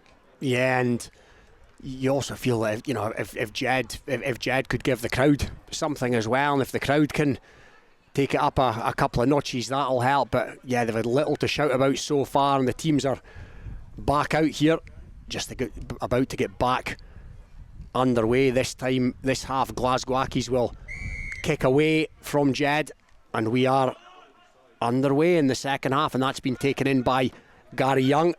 That looks like an early injury there to Ryan Briggs. He looks like he had a sore one, and the other referees stopped the game now. I think Ryan Briggs has collided with his own man there. A bit of friendly fire with Gary Young, and they both look the worse for it actually. Now what a blow this would be to Jed in the second half. Kickoffs, Clark, they've caused all kinds of confusion in this game, and that's no different by the looks of things. Nah, it's seems a little bit of a lottery, doesn't it? And never nice retreating to the ball, and as you're watching the ball, you bang into your teammate, a bit of whiplash, or you know, it might have jarred his back up, but both back on their feet. So let's hope, in particular, Young's available to continue, because he's probably Jed's best player. Yeah, they're both back up, as Clark said. It did look like they were both in a bit of pain, but Briggs is in the front row of this scrum. They had a wee bit of a torrid time at times in the scrum, Jed, in the first half. And of course, for the first time this season, that's a big Glasgow Accies scrum, and as was always going to be the case, that has yielded a penalty. The Accies scrum in complete control here now. Accies already have the try bonus in the bag. They've got a penalty on the Jed. 22. It's about 10 metres in from our side here, and they're going to send it down the touchline. There's a sub on as well for Glasgow Accies, so they're ringing the changes. It's going to be the sub who I think a couple of subs on actually. So the change has been rung at half time, but they're going to have an attacking line out 6 metres from the Jed line, and again it's perfect towards the tail. Rolls, rumbles forward towards the line, stopped just short line. Good defence in the end by Jed, but once again it's the centre, it's the skipper Ross Cowan, the latest ever dart. Now Jed have managed to hold him up, but another advantage was coming. Robbie Douglas is on for Jed. Yeah, Jed collapsed the maul there. I quite like Glasgow Accies line out, able to throw it to the tail and drop it and maul it from there. It looked like they were going to maul them over, didn't it? And Jed have given away a cheap penalty, I guess. So, just as I was going to say there, for the first time this season, we'll be awarding the Rugby Radio Man of the Match, very kindly sponsored by Oak and Black, Freddie Oak and Black, who makes the wonderful wooden trophies. That will be awarded. At the moment, Clark, you fancy it's going to be an Accies player as they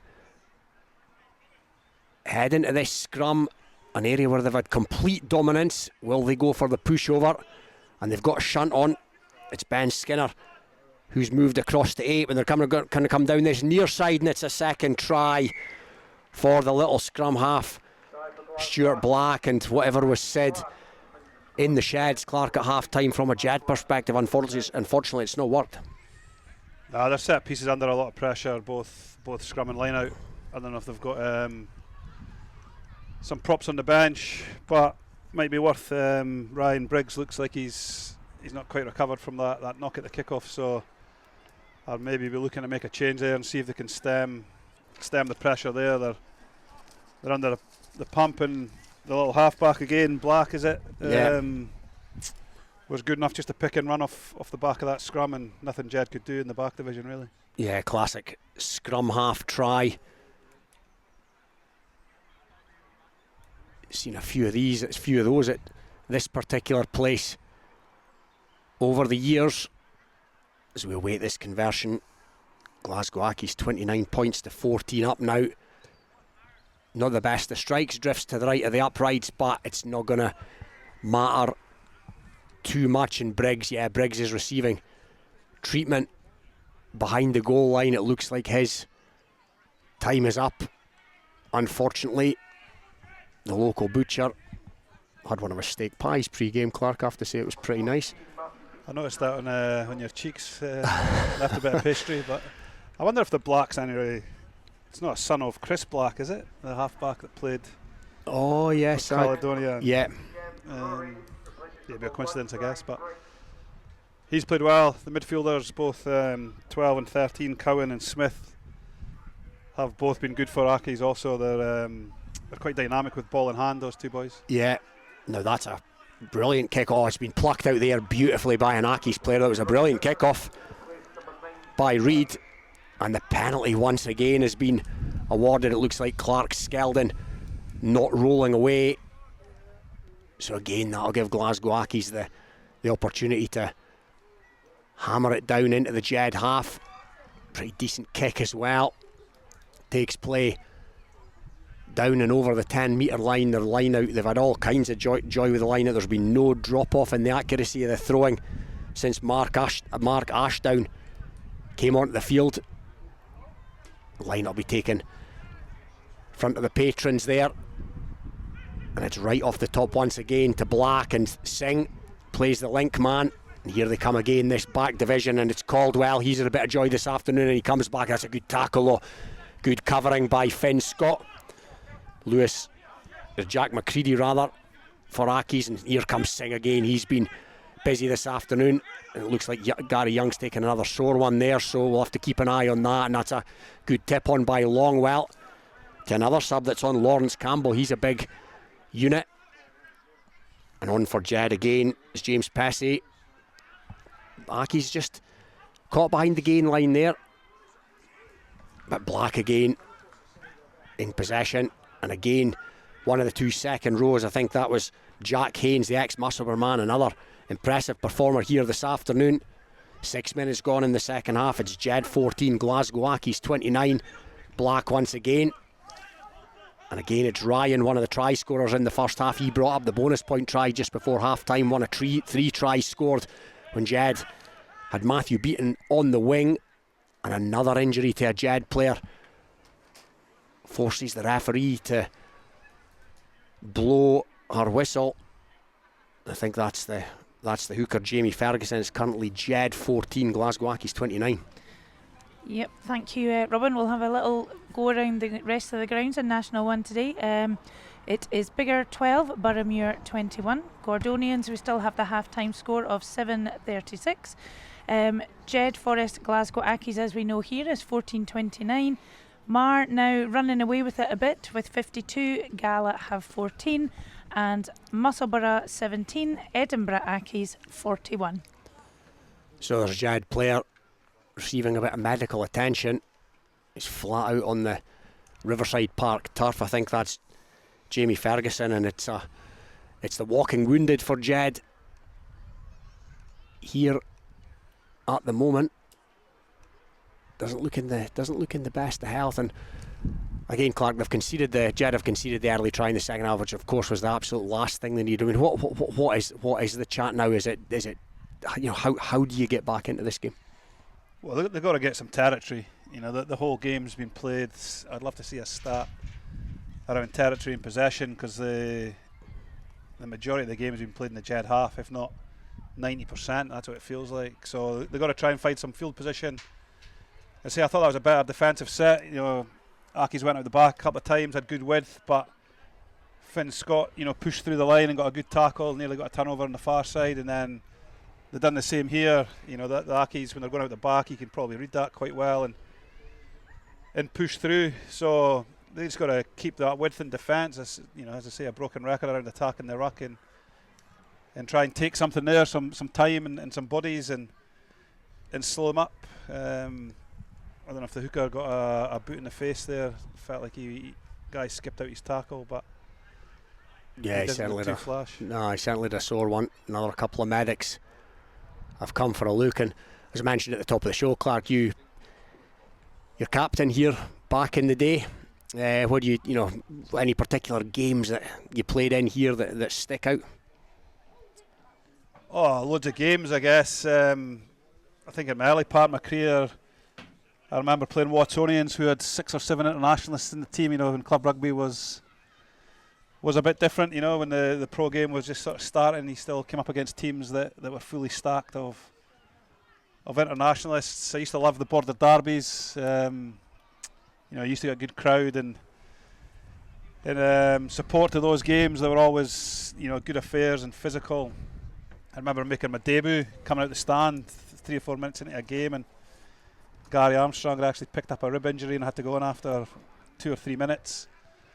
which seems like a lifetime ago, I guess. And probably the sevens. I was going to ask you about that actually. Yeah. Yeah, probably lucky enough to play a lot of sevens games here and to win, our home tournament twice. Jed hadn't won it the first time we've done it for a long time, so they were great memories. We always felt we punched above our weight at 15s, and we often done really well at sevens, and dominated for large parts of the early years of the King of the Sevens. And see Gary Hill is one of the coaches now. I'm not sure if he'd be playing sevens now, but he's it's good to see guys like that back involved in the club. Neil Cook and Gary and Donald Grieve all back involved. Cookie's not aged since I've seen him finish and play. He's not actually. No, he still looks like he could do a job, Cookie. And back then there were some wonderful players here at Riverside. But who, in terms of the players you played with in the in the years that you played here, who really stood out? I mean, obviously the obvious one, Gary Armstrong. But who else? I remember when I first started playing, I was only 18, 19, and the loose forwards like Callum Brown, Ronnie Kirkpatrick, Kevin Armstrong, Kevin Liddell. Between the four of them, were sort of job sharing those three positions, and they were tough competitors. They were fiercely sort of loyal men to the town and to the club. And when I remember we played up at Dundee, and then we got promoted back to the first division. I was only 18, I think, at the time, or 19, and we had to go up there and win a game. And I just remember some of those guys, how physical they were at the breakdown, and sort of the way they led from the front. As young players, we just used to tuck in behind them and follow them. And so I always feel like in my early part of my career, they used to really stick out as players you thought were at another level than just club rugby.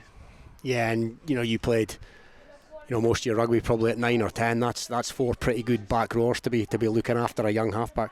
Yeah, and they genuinely used to look after you. I remember, as I say, I remember that game at Dundee. One of the guys giving me a hard time from opposition, and I think he was still allowed to stand on each other in those days. And the loose forwards dealt to him in a sort of old-fashioned way, and you always felt they had your back, and you could just sort of do your job.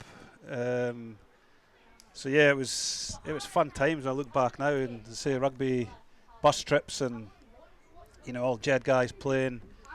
We didn't win much at 15s, but I always felt, as I say, when we got those years when we got promoted back into the division above, or we got to a couple of Border League finals, we weren't quite good enough to win. One across at Melrose and one down at Kelso against Hoyk and Selkirk, I think it was. But yeah, fun times. As I say, I'm quite enjoying being back, and I'm usually here in the summer, so I don't get to watch any club rugby. So it's good to actually be at a club game. Yeah, and just to update our listeners, the treatment to the injury, I think it's Jamie Ferguson for Jed, is continuing. There's a stretcher out. There's a few concerned looking Jed coaches, and the Jed team are heading back into the shed, so we'll head back around the grounds. Yep, there's not many updates actually, Robin. Bigger are still on 12, Boroughmuir on 24, Mar are now on 52, Gala 14, and Edinburgh Accies are pulling away. It's Musselburgh 17, Edinburgh Accies 46. Not much else going on really today, that's the problem. That is the problem, this welfare break, Barbara. And on our weekly podcast, Clark, this week we spoke about dwindling playing numbers in club rugby, and particularly in this geographical region, and clubs finding it more difficult these days. How does club rugby, at a similar level in New Zealand work? Does it work differently? Is it more regional than national? How does it work around Wellington or Bay of Plenty, for example? Yeah, I mean the rugby's all regional. It's not national. The land mass similar to the UK. It would be difficult to play, but I guess it's a little bit similar in the regards, the pro game and the amateur game have tried to coexist, between players and whatnot, going between the two. And I guess the longer the game's been professional, the harder that's become. So then the club game and even the provincial game, which is semi-pro in New Zealand, then start sort of try to work out what's their purpose, what's their purpose as a sport or as a club or a province. So similar challenges, I guess, to Scotland. The ability to do other things and other sports is real. You know, it's no different in New Zealand, where, you know, basketball's the fastest growing sport in New Zealand. You know, they just made the All Blacks. Yeah, and they made a world semi-final at under 17 recently, and I think they lost to the USA or somebody in the semi-final. But you know, they've got soccer teams. They've got 2 professional teams now in New Zealand, where they never had any professional football teams. So the same challenges are there. I think the player numbers and the real passion for rugby is probably still there. And obviously the All Blacks and the legacy they have, and the sort of pride that the country takes in the rugby team, still drives a lot of the youth and a lot of the involvement, both male and female, to be in the game. But I would say similar problems are there as they try and grapple with the amateur and the professional game. And do you know the clubs at this level, you know, the regional club comps, do they form part of the pathway at all still for players? Or is, you know, for example, you know, if a 19-year-old kid is playing at that level for a club like, you know, a club the equivalent of a Jed or a Melrose, whoever, is that him plateaued, or is there still an opportunity? Nah, there's still an opportunity, and that's where the semi-pro, you know, I know here over the years they tried the Super 6 and trying to bridge that gap between Edinburgh and Glasgow and the club game.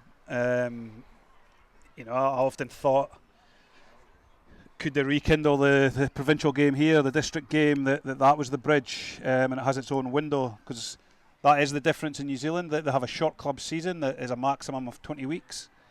Some of them are slightly smaller than that. And then the best players still have the opportunity to then transition into the semi-professional, be a Plenty, Taranaki, Wellington. And from there, they can still get the professional game. You know, so us at the Hurricanes, as an example, we recruited a 25-year-old last year that had only played 1 year at the NPC. So he was a schoolboy star. He was 20.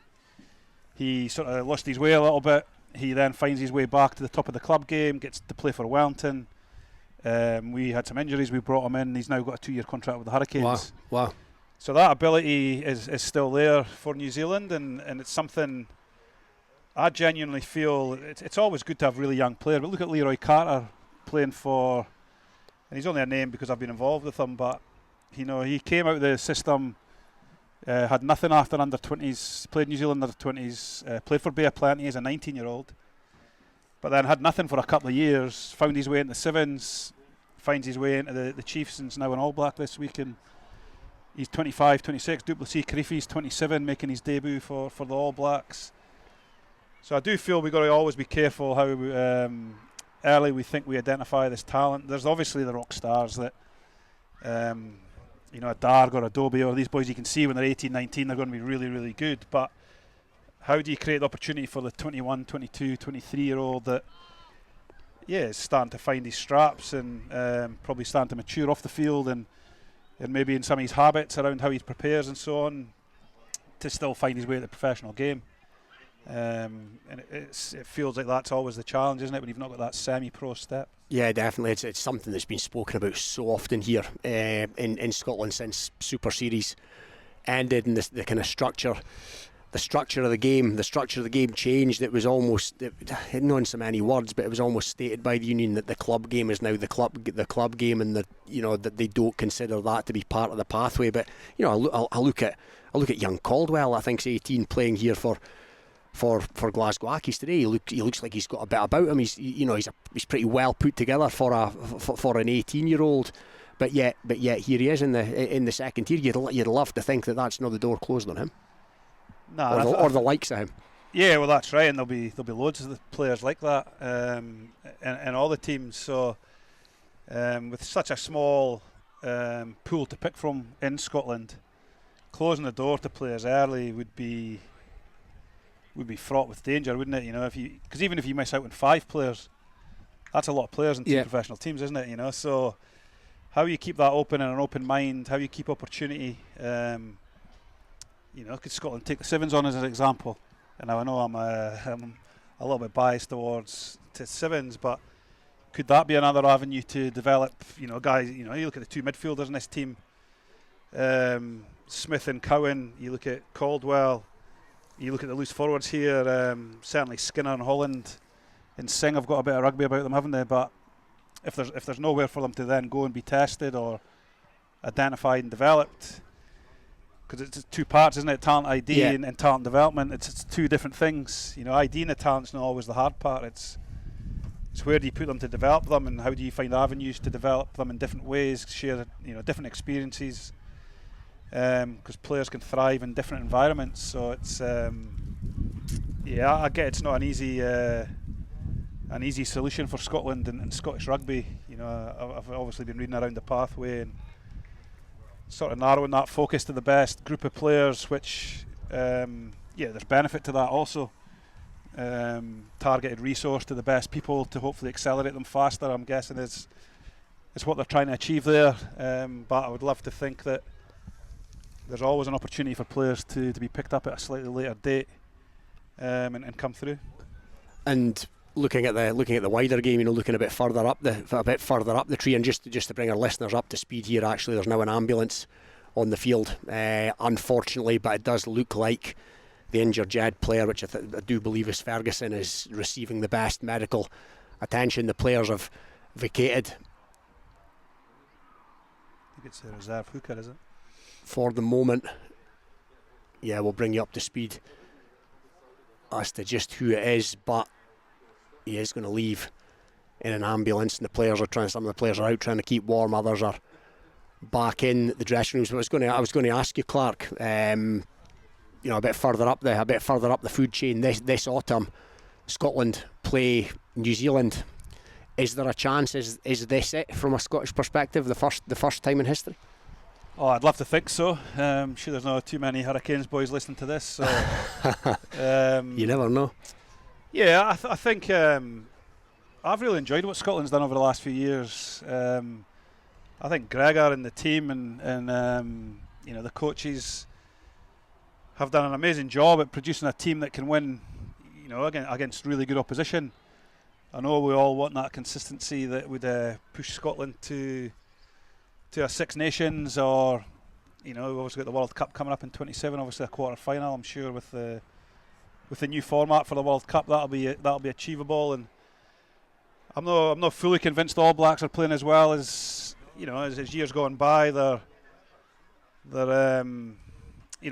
maybe suffering a wee bit around no South Africans and so on now in Super Rugby. So that's has that been a factor? I think so. I think the level of competition changed. The Australian teams losing a team this year has definitely strengthened Super Rugby. So I think that'll help. You look at Australia and how well they've played this year so far. I certainly feel Australia are getting stronger again, which will help New Zealand be stronger. You can't be strong without competition. Yeah. So can Scotland beat New Zealand? 100%. Should they think they can? I think so. I thought, I'm sure everybody thought Finn Russell was outstanding for the last couple of years, and culminated in as many players playing for the Lions this year or on tour. And traditionally Scotland do really well when they have a lot of Lions. In 1983 they had 7 or 8 Lions that went to New Zealand, won a Grand Slam. 1989 they had the same sort of number, won a Grand Slam in 90. So maybe it's the year to beat the All Blacks and win a Grand Slam. Well, let's start by beating the All Blacks. But I think that's been the problem. You're right. We've got what in football we've called a golden generation at the moment. But the problem has been as far as winning Six Nations titles been concerned, the problem has been so have Ireland, so have France. Yeah, and you look at the strength and depth England's got at the minute. Yeah. Man, they've got some depth too. So and I don't think that should be lost on us as Scots. I think we do have a good team, but so do the other teams. Ireland are particularly strong, France are particularly strong in the professional game. For 10 years Wales was strong. They've obviously dropped off and got their own challenges at the minute, but what is a golden generation, as you say. There's a lot of good players in all those home unions, and I often think the Six Nations you're always going to be playing 2-3 of the top 5 teams in the world, top 6 teams in the world. When you add in South Africa, Argentina, New Zealand and Australia, so there's always going to be a couple of teams that are right up there with the best teams in the world. So to get over the top of them in a tournament format is not easy.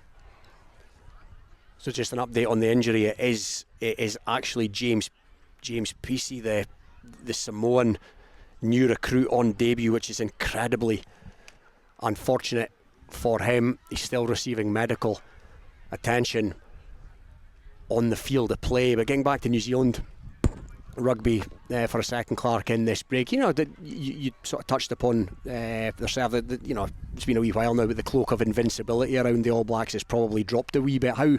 What's the media focus like over there? When the All Blacks lose to an Argentina, no slur on Argentina, of course, but how does it work over there? Is it sort of Rangers and Celtic-esque in terms of how the media go in on it?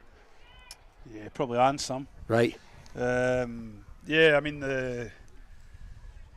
I guess the pride they've had for so long around dominating, a small country at the bottom of the world to dominate a global sport, it's kind of unheard of, really, isn't it, in any other sport?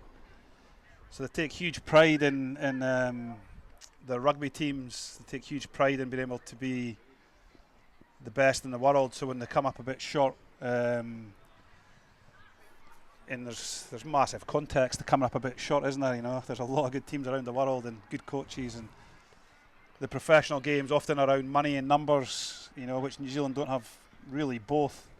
They don't have a huge amount of money, and they certainly don't have huge numbers like France and England and South Africa.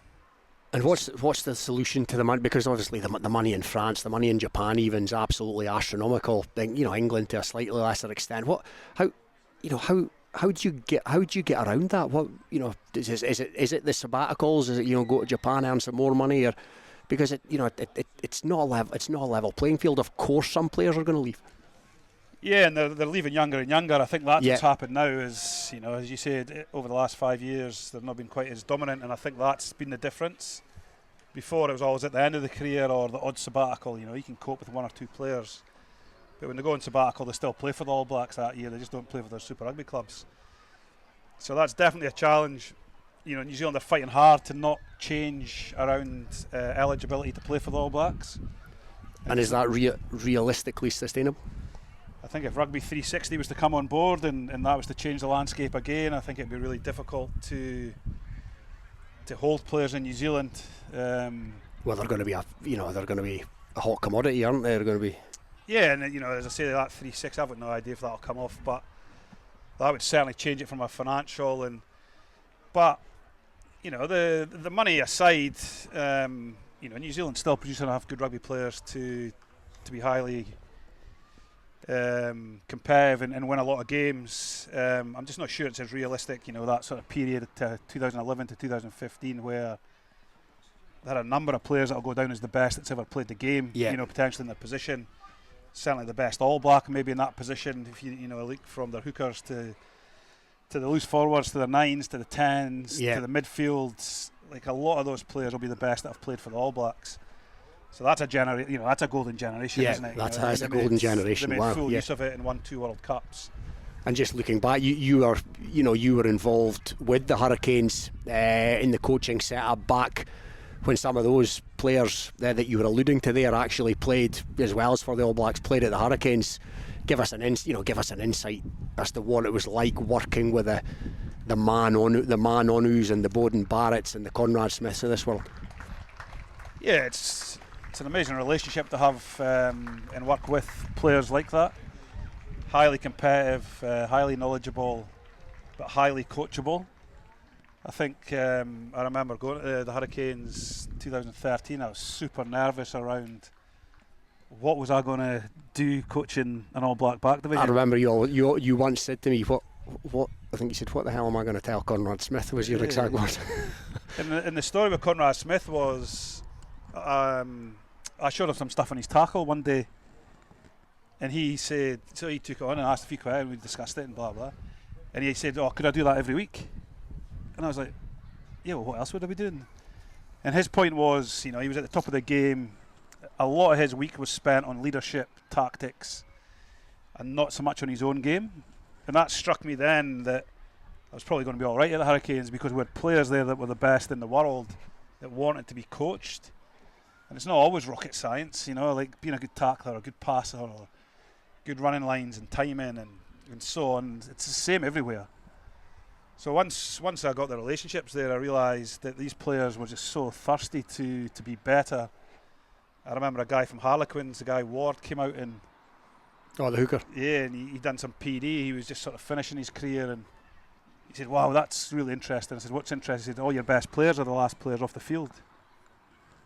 Now, we just took it for granted that TJ and Bodie and our best players were always practicing the longest, but he seen it straight away. He was like, well, that doesn't happen at Harlequins. But I think that's probably where the game's caught up around the world, you know, like there's some amazing professionals now in Ireland and England and France, and you know, that maybe wasn't always the case 10, 15 years ago. They always had talent, but maybe the structures and the professionalism wasn't. France in particular. Yeah, that's right. And you look at the consistency they've now been able to get, and the team they brought to New Zealand. I know, you know, the rock stars weren't necessarily there, but man, they've got a lot of good players. And you look at their under-20s over the last 3 years, they've got some outstanding rugby players. They have indeed. Well, the ambulance is about to depart. We're going to get some rugby back shortly, but just prior to that, Babs, can you bring us up to speed? Yep, we've got 2 full-time scores, Robin. Mar 59, Gala 14, and the other full-time score is Musselburgh 17, Edinburgh Accies 46, and Boroughmuir are slightly starting to pull away now from Biggar. It's Biggar 17, Boroughmuir 31. Thanks, Barbara. Tough afternoon for Gala through at Fullerton. They will come away from that one with no points, which is semi-relevant to what's happening here, because you just get the sense that the likes of Gala, the likes of Jed could find themselves in a battle at the wrong end of the table. And it's a good day to be an Ackie, because here at Riverside, Glasgow Accies lead Jed by 29 points to 14, and it looks like Edinburgh Accies have had another impressive performance this afternoon at Musselburgh, another club that were relegated along with Edinburgh Accies from the Prem last season. So yeah, just our thoughts with James Pesce over from Wellington in New Zealand. The Samoan on debut is going to leave here in an ambulance, and we wish him well. I wonder if that's something Jed should think about, is the bonus points. You know, I was across at Gala last week, and I didn't think there was much between the two teams, but looking at the results, you know, listening to you speak there, and looking at that table, you know, if you chase a bonus point each week and then pick up, you know, 3 or 4 wins at home, maybe 1 away from home, it's probably going to be enough to stay in the division. And looking at Jed, it feels like, you know, they've got some young men here, haven't they? Yeah. And trying to transition them from, you know, under 18 rugby, under 19 to competing at this level, staying in this division would be super helpful to that. You know, so even the games, I thought that last week, even though the game got away on them a little bit, they came back and scored the 4 tries, got a bonus point. You know, as you say, Gala's picked up nothing today, so even if you get 4 tries and get a bonus point, it's a point more than Gala got today. So, you know, when you're a league campaign in a season, picking up points is critical to the end of the year. You know, and certainly if it's going to be tight down the bottom with not too many wins between all those teams. Yeah, especially when it's 1 down these days as well. That will be the saviour for Sunday. Based on what I've seen today, I sort of thought at the start of the season this could be between Jed, it could be between Gala and Gordonians. It doesn't look like Gordonians are going to get all that much, as expected, in fairness, at home to Stirling today. But I guess with that in mind, this is the type of game potentially where, Clark, you're absolutely right, Jed could do to get something. Now they've got 2 tries. Let's catch up on what happened so far in the game this afternoon. Glasgow Accies were quick out of the blocks with a try by Scott Rogers, but against the run-up, or straight from the kick-off, Jamie Hind took a bouncing ball and scorched in from 20 odd metres, showed good pace. The big second rower that brought Jed right back into it. Jed then soaked up a an awful lot of pressure once again from Glasgow Accies before Aaron Weatherhead streaked in from halfway. Both of those were converted by Finn Scott. Weatherhead since left injuries. Jed, it has been a case of the walking wounded for Jed this afternoon as well. But Glasgow Accies, having been 14 points to 5 adrift, did have all the territory, did have all the possession, and that yielded 3 further tries in the first half. 1 for Stuart Black, 1 for Jack McCready, 1 for Adam Ryan, and then shortly after half time, a second try for the impressive little halfback Stuart Black. Couple of conversions for Aaron McLaughlin. Now the referee, it looks like the referee and the assistant referee and Gregor Young are having a conversation. Neil Cook's in there as well. Is that Paul Cranston? I was wondering, so the reserve hooker came on, was the other hooker injured, or was he was still in the field, wasn't he? That's a good, I think Ferguson might have been playing as a loose forward, but it's definitely a big discussion going on here around something. Yeah, is it going to be what's going to happen in scrums? Is it good? I mean, at some point I'm unsure in all honesty as to what happens. At some point does a game get abandoned, or hopefully that won't be the case, but obviously the absolute main thing here is the well-being of James Pessy. Barbara, I think you've got a bit more for us. Yep, I've got 2 more full-time scores for you, so that actually means we're the only game still playing now, so it might be a discussion about that they're having. So the game ended Biggar 22, Boroughmuir 31, and Gordonians didn't put any more on their score sheet. It remained Gordonians 7, Stirling 64. 64 win, that's a big win for Stirling. A win was predicted up there, of course, for a team of Stirling's calibre with their ex-professionals, including ex-internationals in the ranks. The ambulance is still on the field, and it's sad to see this, Clark, and you can sense you can sense an air of almost an air of anxiety around the place. It's not that long since, unfortunately, this was seen at Riverside, I think last season, with Robbie Duff as a scrum went down, and it's obviously goes without saying it's never pleasant to see. Nah, serious injuries are always tough to watch. Poor kid coming from the other side of the world and arriving on, I think it was Monday, and he's lying in the back of an ambulance on a Saturday, so yeah, hopefully he's all good and it's only precautionary. Certainly it looked like they were putting a brace onto his neck, and I'm sure it's as I say, hopefully it's precautionary and he's all good, but it feels like it takes the sting out of the day, doesn't it? Yeah.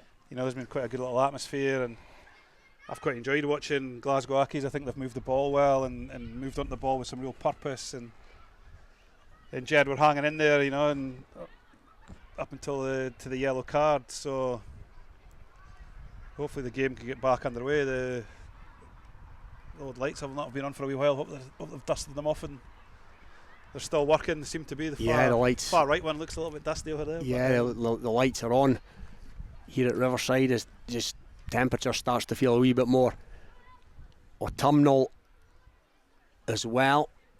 And just picking up on something else I was going to ask you there, Clark. As we have a bit of time to fill here, looking at the game overall, maybe coming more at it from your world, the upper end of the game. What changes, if any, would you like to see brought into the game? Whether it be law changes or format changes, anything radical? Yeah, good question. I'd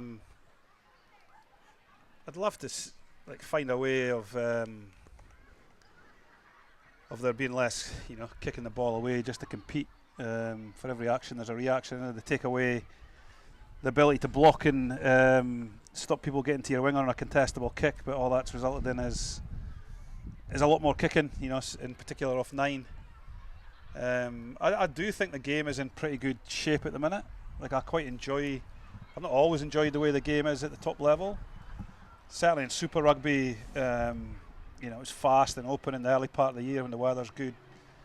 I watched some of the English game this year. Boroughmuir their second win of. I feel like some of the English Premiership games, you watched Northampton against Leinster and the European game and that. I felt like You know, Northampton showed you don't have to kick the ball away and you can keep the ball in for long periods. So I'm not sure I would change too much. I just think it's an attitude and a mindset from coaches and players and the people involved in the game that it's actually up to us to shape the game. You know, the laws are there to govern the game, but we can choose to play as optimistically or keep the ball in hand. But the way defences are and the way the refereeing is, sometimes not having the ball or kicking contestably is a real focus or a real way of controlling games. You know, but I do think, you know, I'm watching South Africa play at the minute. You know, everybody can see their chance in the arm a little bit more, and they've still got the forward power if they need it. But I genuinely think it's up to us as people involved in the game to, you know, that's why I enjoy watching Scotland, and I enjoyed the Lions up until maybe the Test matches. I thought they were really keen to use the ball, and so yeah, I'm not a huge fan for always changing laws and rules to try and shape the game. I feel like the coaches and the players can shape the game if we want to, you know, and ultimately the top game, winning and losing, is super important, isn't it? But maybe playing a game that really excites your fans. And I was going to just, if I can buy in, I was just literally going to ask you, so do you feel a sense of, you know, we are entertainers, we, you know, and you know, from an elite coach's perspective, do you have to temper that with thinking, well, we can throw it about and give it air, but if we lose rugby matches, my job's on the line? Yeah, and you're going to get the sack anyway, so you might as well give it a crack. I think like fans want you to represent them, so I genuinely think, like, I watch Scotland sell out their game every time, don't they? Yeah. Why? You know, like, we're a small population, it's not the number one sport. I think it's because we play a style of game that, yeah, we get frustrated maybe sometimes that we don't get consistency, but we could be consistent and still lose. We could be consistent as in we do the same stuff, but I like the way Scotland play the game, and we win some and we lose some, but I think the Scottish public, if you're watching that, it kind of represents who we are. You know, we're tough and we're adventurous and we want to give it a crack, and that's kind of what Scottish history is. You know, it's why the All Blacks really have to keep playing the way they do. But you can tell they're fighting against that a little bit at the minute, their own identity versus what they think wins games.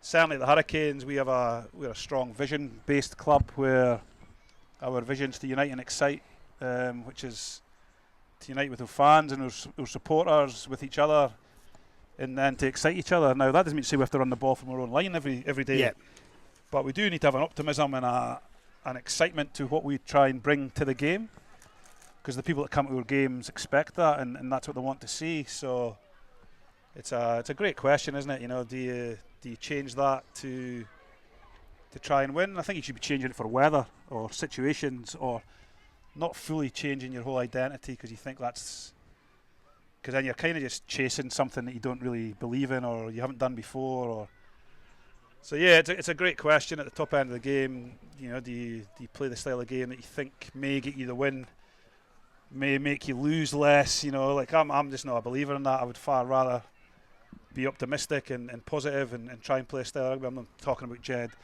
I admire their bravery to try and run from their own 22 the whole game, but you can create pressure by a good kicking game, and you know, I think Scotland's another good example this year, haven't they? They've actually developed a really strong kicking game. You look at the nines, they can kick well and contest well, but when the game opens up, you've got a 10 that can see space and take it. And he's really upped his game kicking wise as well. Yeah, and he's a true triple threat, Finn, isn't he? You know, his running game is probably not quite his strongest, but certainly his passing and kicking is as good as anybody in the world. So yeah, I think when you're at, you know, any level of game, people want to see you sort of represent them. And that's why you go and watch them, really, isn't it? Because you sort of see yourself in your team. So, you know, maybe Jed run the ball, kind of what we've always done. Yeah. So at least that toughness and that's still there, but with a little bit of smartness and, you know, and using the ball different ways can also maybe get you the wins you're chasing, you know. Well, we'll just leave Clark and Robin there for a moment, just to update you. The ambulance still on the pitch at the moment. We're going to go round the grounds and get some full-time reports from our reporters elsewhere. We can go to a very, very wet Mar. Mar was playing gala today at Fullerton Park. Let's bring in Ewan. Full time here at Fullerton Park, and indeed it's a blessed relief to both sets of players. The final score is Mar 59, Gala 14. Mar simply had too much firepower up front for a young and light Gala side. There were chances missed on both sides, and Gala certainly will be ruining the lack of a bonus point try on an afternoon where they had opportunities that just didn't quite manage to take them. There were very resolute performances from Daniel Kerr in the front and the forwards, and young Hamish Segi, who's only 17, in the backs. There is hope for Gala, but today was not to be their day. They'll have the long drive home without any reward from the match, but this young side never gave up, and Mar march on undefeated into the short break period. That was Ewan Swinton, who was at a very, very wet Fullerton Park this afternoon. Let's join Sam Matthews now. He is at Stony Hill. It was Musselburgh against Edinburgh Accies. Full time at Stony Hill, and the visitors have come away with the full 5 points. 8 out of the 10 tries scored by the visitors this afternoon. 4 for Robbie Kent, 1 for Jamie Looms, 1 for Sam Hine, and 1 for Paddy Hayes. Looms was 4 from 8 off the tee in conversions with a penalty as well. Not all bad for the home side though. They scored 2 tries of their own, 1 through Harry Meadows and 1 through Sandy Watt. Danny Owenson converting all of his kicks this afternoon, a penalty and 2 conversions. The second half told a different story from the first half. Musselburgh went in at the half-time sheds, I thought, very much in this game with a score of 10-29, but as the final scoreline suggested, Accies just had too much on the day and overpowered them. Final score here at Stony Hill: Musselburgh 17, Edinburgh Accies 46. Well, Sam caught up with Edinburgh Accies' Robbie Kent after the game. Robbie, tough draw last week, but that's probably how you rectify that on a score sheet, and a good day for yourself as well. Yeah, I think our discipline was pretty poor last week, so this week we just wanted to focus on that, give away a lot less pens than we did last week, and we needed to do that, and we did that, and that showed in the scoreline today. So, and then, like I said, good day for yourself, 3 tries in the end, so... I managed to get 4 actually. yeah, managed to get 4, so... it was dry day, so perfect for us backs. We like to throw the ball around at Accies, so it was a good day for that. Well, you mentioned that exactly, 8 tries total. I did get that one right, never mind who scored them. But as we say, team sport, but 4 tries along, and Accies clearly showing that they can score tries with the best of them. But not only that, they are firmly planning to get back to the top of National 1 and then back into the Premiership. That's it. We just need to keep going week to week and keep getting better. And discipline's a big thing for us. We showed it was better today, but we've got to keep improving. So we want to get back in that Premiership. That's where we think we belong. So just got to keep going. But it's a tough league. Got to go week to week. Well, next week you do get a bit of rest for some bodies, which will always be welcome, but then 2 weeks' time you do get the mighty Jed-Forest from the Riverside Parish coming up, so that's never an easy task. No, never easy against Jed. I've lost many times against Jed before, so we'll be getting prepared for that. Good to have a week off, have a few beers next week, and then get back to it. Team bonding, love the sound of it. Cheers, Robbie, thank you. And then he spoke to Musselburgh's Rory Watt. Well, Rory, maybe not the result there, but obviously half-time was very different, 10-29. What was the team talk like at half-time? You very much were in this game. Yeah, we were in it, and you always want to come out firing.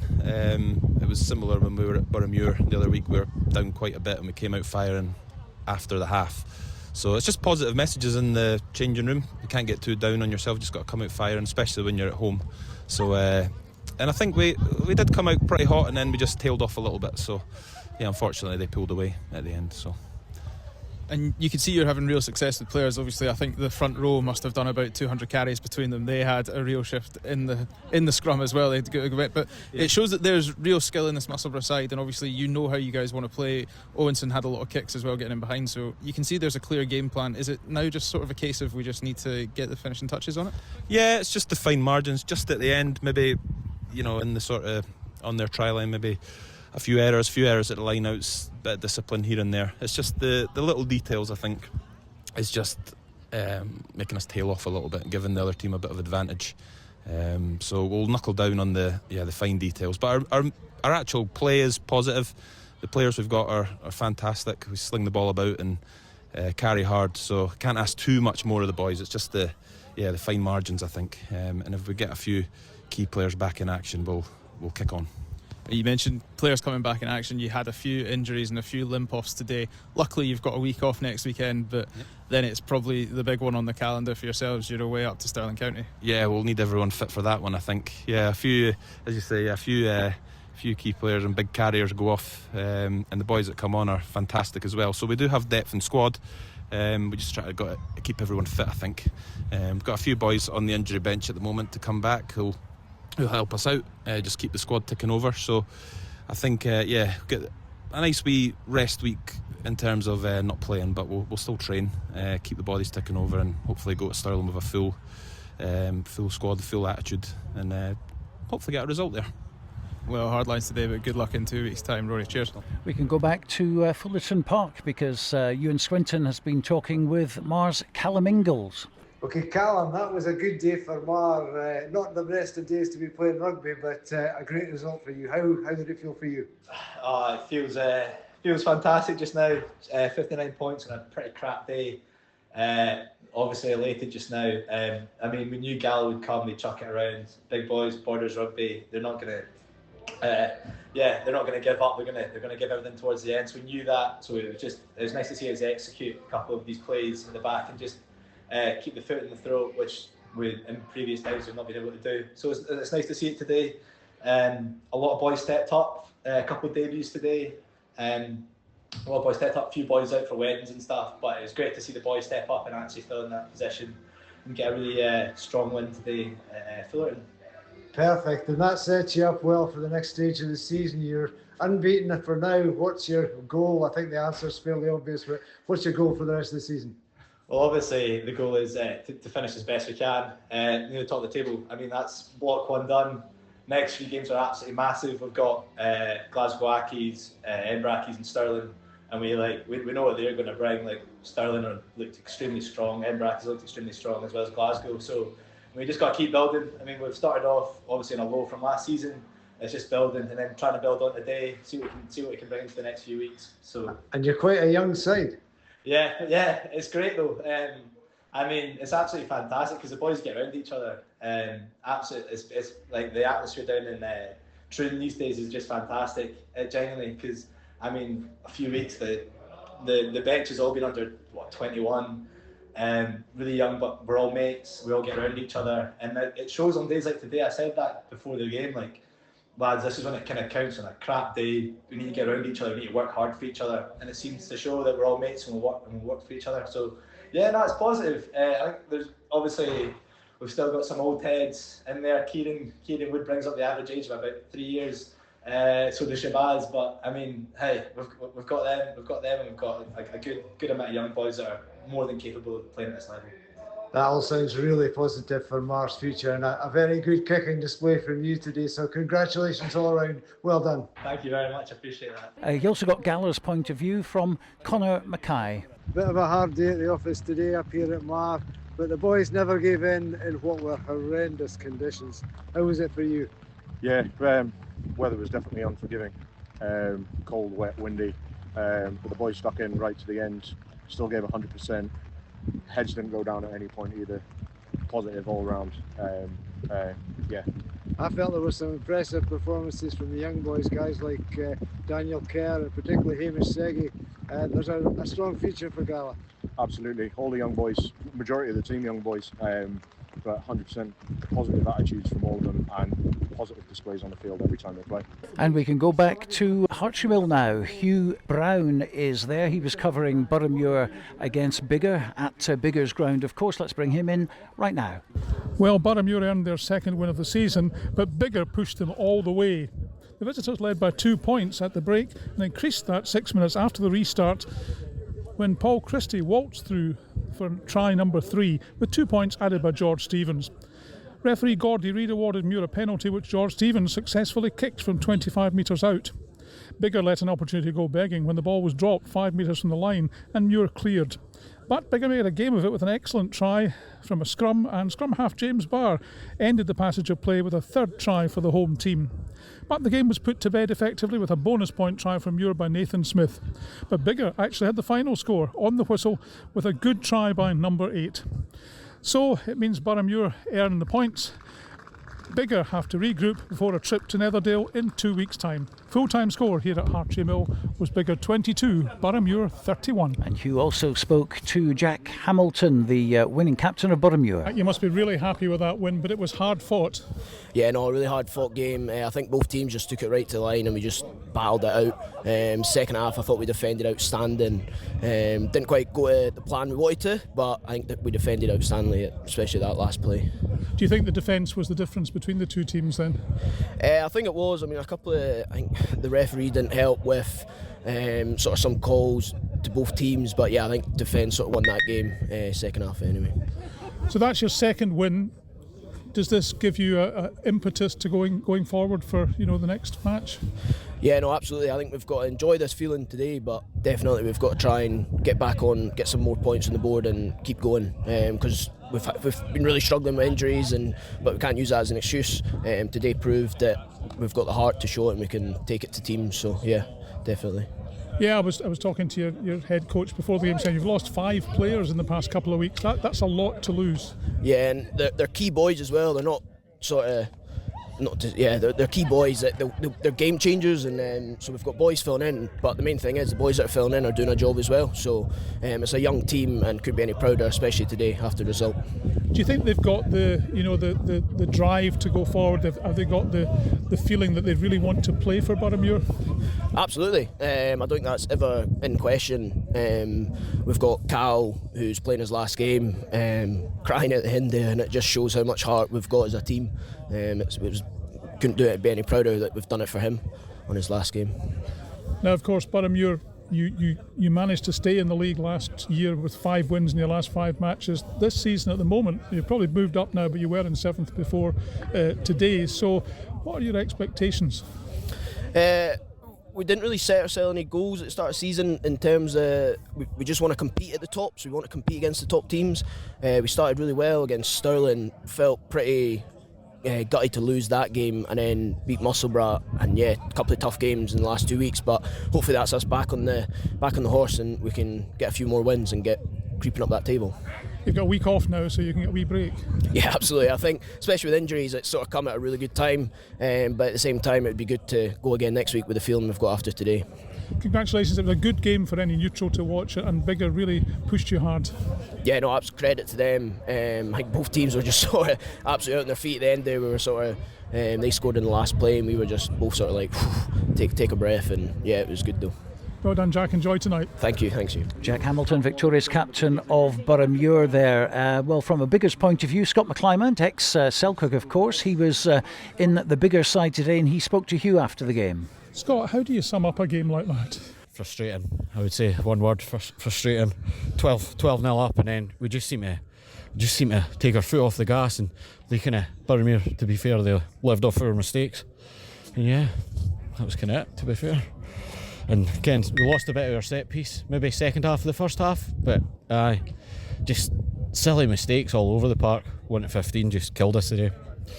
Yeah, it was a tough game, wasn't it? I mean, we always thought it would be a close game, and so it proved. And you had your chances, but you just couldn't convert them. It was a big game for probably both teams to try and sneak into that top 4, because we're probably about the same. And well, we've kind of put ourselves in a sticky situation now, maybe. But we'll have a break next week and dust ourselves off and go back fortnight's time against, is it Gala? It is. Yeah, so that'll be a massive game for us. It certainly will. Now, it's my first time at Hartree Mill. I'm really impressed by the new facilities and things, and it's the club's 50th anniversary. Is that even more reason for you to do well this season? Yeah, I think there's a bit of pressure on all of us, because the club's put a massive investment in the new gym facilities, and everybody's working hard, but just frustrating the day. But I mean, the clubhouse is will be the best in Scotland probably now. But yeah. Tell me about why you came down a division, because you're obviously a former Selkirk player, and your brother's still playing for Selkirk, isn't he? No, my brother's, he's long retired. But no, I took a muckle head knock, and I just wanted to kind of get back to rugby, just kind of the Premiership. It's quite hard on me, so I just wanted to try and Borthastis come and help out at Biggar, so give him a hand, and then I've quite enjoyed it. I've good bunch of lads, and great facilities, and I just enjoy the rugby. It's a bit more free flowing, kind of suits me a bit better. I'm no 17 stone and built like a gym monkey, but But there's still a huge amount of competition in a league like National League One, isn't there? Oh, well, you see GHA, they've gone up into the Premiership and they've hit the ground running. I don't know if they'd win the day, but they've kind of been unbeaten. And yeah, it just shows you the standard. I mean, in Mars, and the Division 1's a lot harder this year with Accies and Mar and Musselburgh coming down, kind of physical sides. And they've probably raised the standard of rugby in this league. And only one team going up, of course. Yeah, I know, and it'll be interesting to see who's fighting out for that. Hopefully we can just get some momentum and get closer to it, but hey, we just need to look after ourselves and stay away from that relegation battle. You've got a week off, so you've got a wee break. Yeah, nah, it's good. I'm 30 now, so. Hard line today, you fought really hard, but it just wasn't going to go your way, was it? No, we did, but yeah, just one of these days. Let's bring you up to date then with remember, only 5 games played today in National 1. The game here at Jed-Forest against Glasgow Accies was stopped on the 46th minute when the score was 29 points to 14 to Glasgow Accies. Ambulance still on the pitch. We'll go back to Robin and to Clark in a second. They've been speaking to various personnel, but the scorelines for you at the end of the day in the other games: Biggar 17, Boroughmuir 31, Gordonian 7, Stirling County 64, Mar 59, Gala 14, and Musselburgh 17, Edinburgh Accies 46. So that's the state of play. Remember, these are the only games played today because of the Player Welfare Day. Let's rejoin Robin and Clark now. And Robin, what have you got latest? Yeah, I think there's a bit of confusion at the moment as to what's going to happen here. It's been mooted that a game has to get to 60 minutes before a result can be awarded. The result would be obviously a Glasgow Accies win. Prior to that, the game either has to be abandoned and replayed. Now obviously Glasgow Accies have come a long way. Today they're in a commanding position. They don't want that. They want to get to minimally 60 minutes. So try bonus in the bag, and if they get the win in the bag, then they obviously leave with 5 points. Jed, I'm not sure, Clark. Would Jed want this replayed, or do they just crack on now and see if they can get back into it, get a bonus point, or? Yeah, it's a tricky one, isn't it? It feels like it's been a long time. Sounds like they're going to want like a 10-15 minute warm up to then get started. So, would Jed want it? They're obviously up against it around the scoreboard at the minute. I think the longer it goes on, does common sense prevail, and maybe they're just going to have to replay it. It's going to be tough now for the players to come back out and get started. I think it's going to be exceptionally tough for the Jed players in particular. I mean, it's it's tough. It's tough to see for us. It must be bad enough for the players. Yeah, and I've been involved in say sevens tournaments with bad weather or that, where you end up with an extra 2-hour delay. And I remember involved with a game, we were warming up and thunder and lightning came and we had to stop. So there's little scenarios there where you get a break for different circumstances, but certainly this is as long as I've seen it, a club game or a 15s game where there's an injury holds it up. I'm slightly concerned around the ladies' day. They might be really confused why at the end of the rugby they felt like they were at 6 o'clock. It actually will be 6 o'clock, so yeah. Looks like somebody's getting in the ambulance now and maybe they're going to get on the road and open up I think the drivers got into the driver's seat anyway, so as mentioned, the ambulance is now heading away, so I'm guessing the players will emerge from the dressing rooms again and they will have some kind of warm up. But yeah, it's absolutely heartbreaking to see this young lad come from the other side of the world, not 10 minutes into his debut. He will leave in an ambulance, and it's almost, he's a fully grown man, of course, Clark, but it's almost hard to comprehend as a parent, what his family back home, how helpless they will feel, and, it's a time, if he's a bad one, it's a time you kind of need your family around you, and here he is on the other side of the world. Yeah, really tough circumstance. I say, let's hope it's precautionary and, it's not as serious as it looks, because he is a long way from home, so it'd be pretty tough to be stuck somewhere with no family and friends around. So yeah, I'm sure Jed and the club will get around him and head across just to check in on him as the information comes back in the next couple of hours. Yeah, I was going to just say that there's an awful lot of good people here at the club in the town of Jedburgh, and they will no doubt look after him in the days to come. So still an element of confusion here. Now, Clark, you mentioned sevens there, tournaments around the world. That format of the game, especially at the top level, it seems to have changed a bit in recent times. Where's Sevens going? What's the future for the abbreviated code? Yeah, well, it's a good question. Where's the future? I think they have locked in the 9 tournaments between now and the Olympics in LA. So the sort of format's now settled down. They've obviously went through a massive change over the last 2 or 3 years where they wanted to combine both the male and female tournaments, and it's certainly brought mixed success. Some success on the field, probably from the women's perspective, around the growth of the game, and certainly the quality of the women's games went through the roof. In particular, with New Zealand and Australia and France being the sort of top teams there. But financially, joining the 2 tournaments and making them into 3-day tournaments and long days, etc., have become very expensive. There was a big change in the funding model around the commercial model for tournaments. So I know for a fact New Zealand were super keen to bring a tournament back to New Zealand this year, but financially, I think the numbers were astronomical around how much they would lose to run a tournament due to the sort of model. Wow. And you just basically receive a fee now rather than being able to make the money off the gate and so on, and food and beverages at the stadium. So I think that part of it feels like it's been a little bit of a shambles around getting that consistency, but hopefully now they've got the 9 tournaments that can settle down again. And I still do get a bit confused why countries and nations don't see it as an opportunity. And it's not always about developing talent, it's an opportunity to be good. Yeah. Ireland showed it. They came from nowhere and became an Olympic team. Countries like Kenya have won tournaments. Uruguay have been outstanding. Argentina reaped the benefits with limited professional rugby in their country. You look at their 15s team, a number of their players have obviously played in the World Series. Is there a direct correlation there between Argentina's success at 15s and their continued success in 7s? I mean, there has to be somewhere along the line. Certainly from a pure talent perspective, it's they don't have a professional league in Argentina, so it's an avenue to make men fully professional, train every day, play high pressure rugby around the world and everything that comes with that. So I'm obviously an avid fan. I've always enjoyed Sevens and loved Sevens, and been fortunate to be involved in the game on the World Series, and I genuinely just see it as an opportunity to develop people, not only players, coaches, physios, S&Cs, managers, because the modern professional game, travel, recovery, flight, everything that goes with it,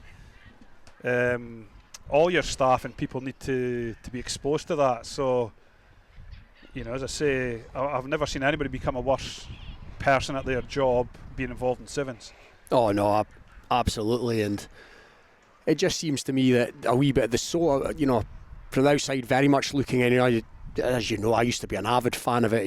Watch countless hours of it on the tele. I mean, it's as far as I'm aware, it's not even on the TV here anymore. I mean, that's terrible, surely. Yeah, and the traditional unions, England, France, like a lot of them didn't take notice until there was an Olympics. And you look what France done and what that done for that country in the game, and even from an individual perspective, what it's done for DuPont, I'm sure, is commercial deals and so on. I've not diminished from what he done with the French Sevens team to go in and win that gold. So, as I say, I'm a huge fan. I love what it can give people, as I say, coaches and staff and players, and it can be a sport in its own right. It doesn't always have to be something that does it do this or does it develop for that. It can be Scotland could choose to be the best in the world at Sevens. Yeah. If we put the best talent. Now, I get the financial implications around the 15s game, but I would love to see Scotland take the Sevens on again and take GB on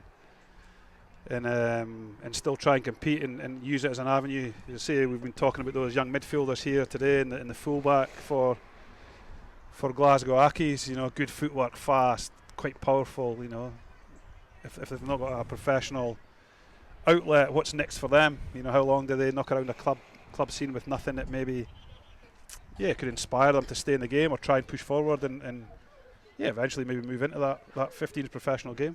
And you mentioned DuPont there. It was spoken about a lot when he decided to to go from 15s for a short period of time to 7s, obviously just with the Olympics in mind, but it meant he didn't, play for France in the Six Nations.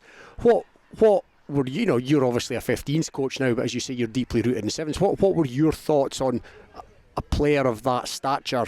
Sort of, did he bail on 15s? Is that the perception, or did it, what he did, acceptable? Let's say, for example, you're coaching Wellington Hurricanes and Geordie Barrett fancies a crack at the Olympics. How do you work that one out?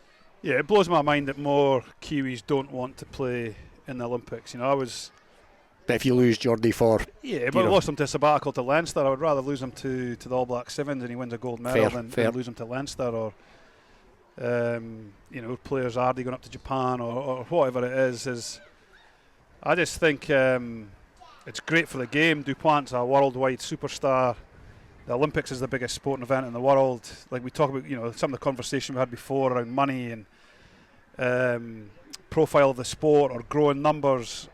I would think that it's been super helpful for French rugby that the biggest sporting event in the world had rugby at the forefront for a number of days and pre and post. And I think you could also argue when you watch Dupont play in that European final and he got 3 jackal turnovers and the way he played that day for Toulouse, I'm pretty sure Sevens helped some of his game. Yep.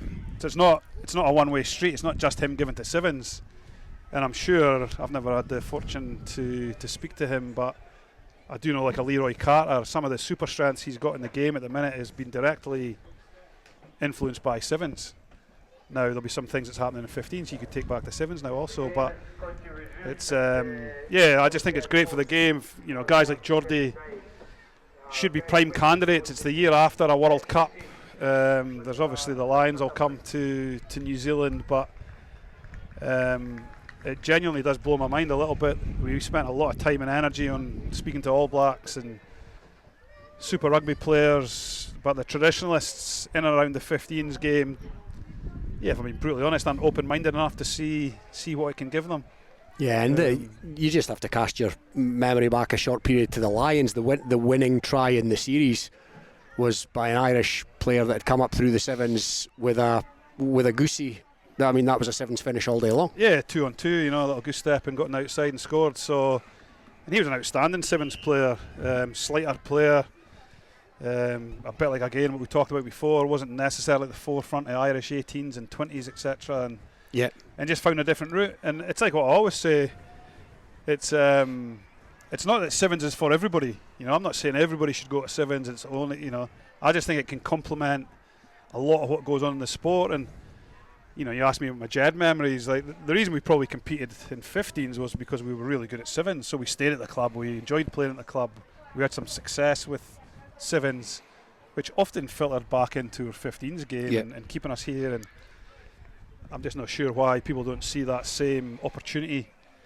And I get, private clubs, private owners, finances. I understand some of the things that makes it more difficult, but countries like Ireland, Scotland, potentially now Wales going forward, where you've got full control of your professional game, New Zealand, Argentina, Australia, Fiji's obvious around their abilities, but it could still go hand in hand and really complement the 15s game. And you mentioned them there. Where can Fiji go in 15s? Because obviously there's the Drua now. You know all about them. They seem to be a real emerging force in the 15s game. Can they become Can they kick on in 15s and become a real power? I think so. I think what always strikes me with the Fijians is that they've got everything. So they've got speed and flair, which is obvious, but they've got size, they've got height, they've got bulk. Sometimes say Samoa or Tonga don't have height, don't have the same athleticism. They have raw power and big men, but the Fijians, when you see all the different types of athletes the Fijians produce, they're probably the most suited to developing a 15s game that can compete at the top level. Because ultimately, you do need a set piece, you do need a scrum and line out to be able to keep control of a game, or you just get moved around the field, from penalties and set piece. So, and we play the Drua now every year. They're a hell of a team to play against, in particular in Fiji. you've seen Scotland obviously play really well against the Maori All Blacks up in Whangarei, and then they went across to Suva the next week, and struggled against Fiji. So they're out of all the Pacific, or maybe the tier 2 teams, I feel like they're the team that can push up, maybe even more so than a Georgia. But certainly those two teams, you think out with the top 7, 8, 9, 10 teams, they're next in line, aren't they? It certainly looks to be that way. I'll come back to them in just a second. But just to update our listeners, we're probably 10 minutes away from the resumption of this game now that the ambulance has gone. The players are going through another warm-up. Around our understanding is that the game was ended, or the game stopped on 46 minutes, so we're potentially going to pick up on that, so we'll keep you posted. But yeah, Clark, going back to what you were saying just then, the Fijian Drua, they're in Super Rugby now. Give us a sense of what it's like to take a team there, because to me it looks like a real tough assignment these days. Yeah, it's amazing. We went with the Sevens team and played there every year in pre-season, but it was a pre-season game. So when we went 2 years ago, we played the Drua away. There was 15 or 18,000 across in Suva. The atmosphere, there was people queuing from afternoon, sitting on the bankings, drinking kava. And the one thing when you go to Fiji, you realise they know rugby inside, not just Sevens. They know every rugby player, Australian, New Zealand. They would have known all the Scottish players when they were there. They just love rugby, and they really appreciate it when teams go there. And we've got the Drew up in Luatoka, who they've only lost once in 3 years, is it? This year coming, we play them in round 3, so Luatoka at 3 o'clock in the afternoon is probably going to be 35 degrees and 80% humidity, so we'll be in for a tough day that day for sure.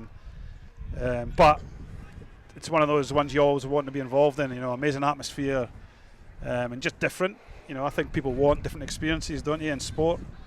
So you get to go there, it feels almost like a one-off game where it's an event, it's different, it's tough. So yeah, we'll need to prepare really well through the early part of the pre-season, because I say we pick them up in round 3. Well, I think kick-off here is going to be at 5:30 again, and you mentioned, Clark, just then about the Fijians being knowledgeable of the game and knowing everything about various different rugby players. I met you for a coffee earlier this week, and you were coming to the end of having a coffee yourself with Mr. Jim Telfer.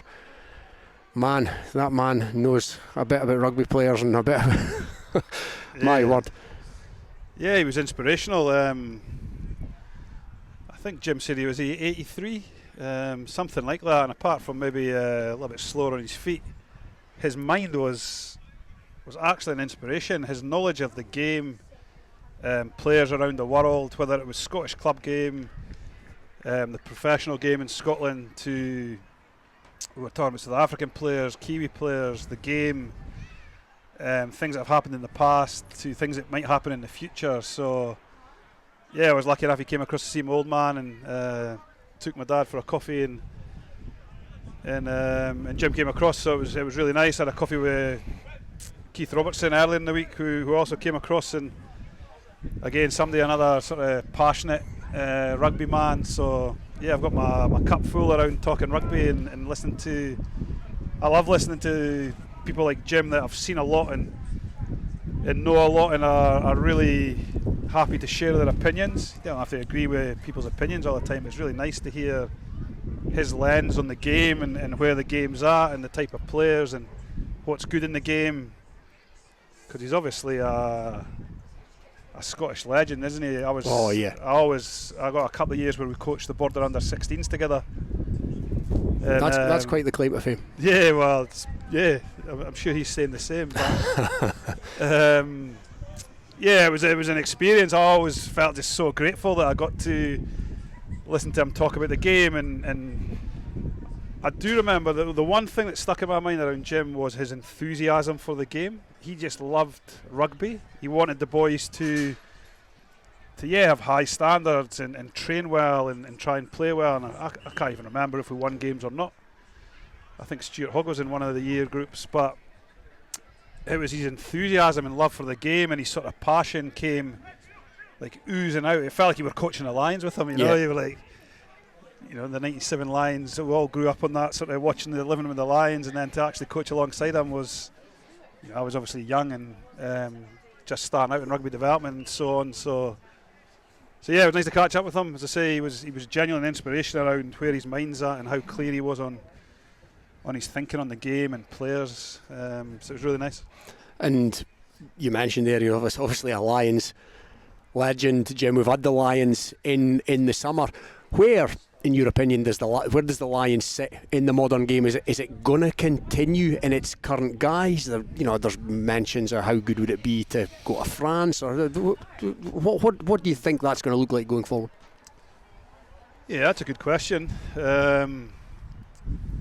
My hope is that the commercial side of it doesn't overrule the rest of it, because it's definitely a huge commercial beast, isn't it? You know, I'm hearing some of the numbers that. Well, it's wiped out the Australian rugby debt by all accounts. That's right, it has. You know, so that's amazing for Australian rugby. Yeah.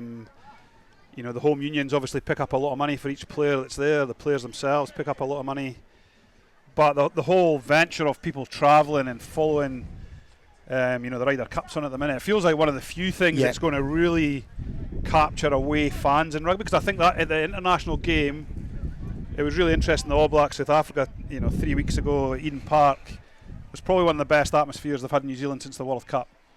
Now, the reason why was because there's so many South Africans that live in New Zealand. Yeah. So that I'm not sure if it was 50-50, but it was probably pretty close to 50-50 in the crowd.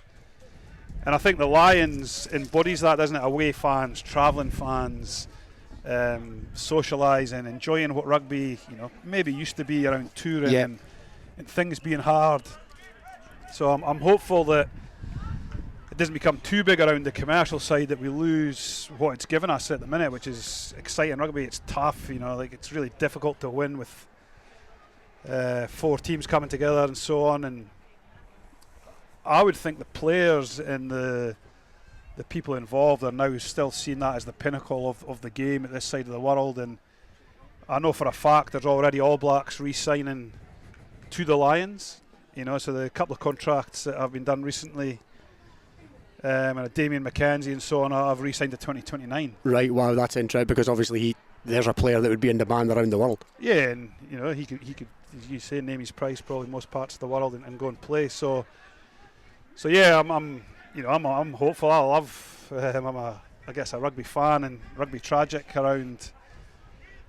Growing up, as I say, watching '97 was the sort of first real memory. I remember 1990, because Gary Armstrong was obviously in the Lions squad then. I remember them training here, the Scottish Lions at Riverside, before they went.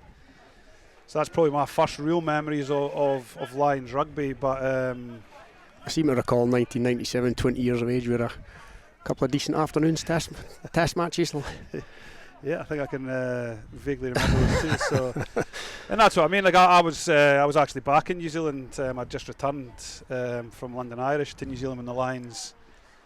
And I loved it. It was like being back, you know, in Edinburgh, or you know, the days you used to go to Cardiff or Dublin, and you went down into Wellington at 11 o'clock in the morning, and you know, all the fans are there and they're singing, and it was it's an awesome experience, isn't it? You know, so yeah, let's hope that it stays right at the top of the game, and you know, do they go to France or play Argentina more, or they're good questions. You know, would it be amazing to go to France? Probably.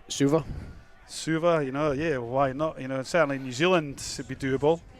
You know, there's shorter flights from New Zealand to Fiji than it is from Perth to Brisbane, as an example. So why couldn't they? You know, imagine that. Imagine going to Suva and the Lions playing Fiji in a test match on a Wednesday night or a Saturday afternoon. It'd be phenomenal. You know, you could, you know, certainly because they're always scratching around for one or two of those games. Oh yeah, talk about growing. You know, if they genuinely, you know, mean growing the game, then why not? Huge benefits, as you say. So rather than playing a New Zealand Barbarians team, they could go and play the Fijian team, you know, and play the Super Rugby clubs. You know, Australia obviously they struggled to you know, I thought some of those games, that was the only downside I seen, was a couple of those games the opposition weren't really, you know, up to the level. But yeah, Samoa and Fiji is part of the New Zealand tour. How good? Good indeed. Now the players, just to bring you up to speed, the players are now at the hitting the bags stage of the warm-up, which normally means that we're pretty close to being back up and running. We were told around about 5:30, and it's just past 5:30 now. And going back to what you mentioned, Clark, sevens at local level here in the Borders. You know, I think you were fortunate enough to play in a couple of wins here at the Jed, sevens for Jed. Casting your mind back, I asked you about 15's wonderful players that you played with. Who's the pick of the bunch, sevens wise? Yeah, good question. I mean, I was Amos? lucky. Yeah, I mean, Amo was outstanding attacker.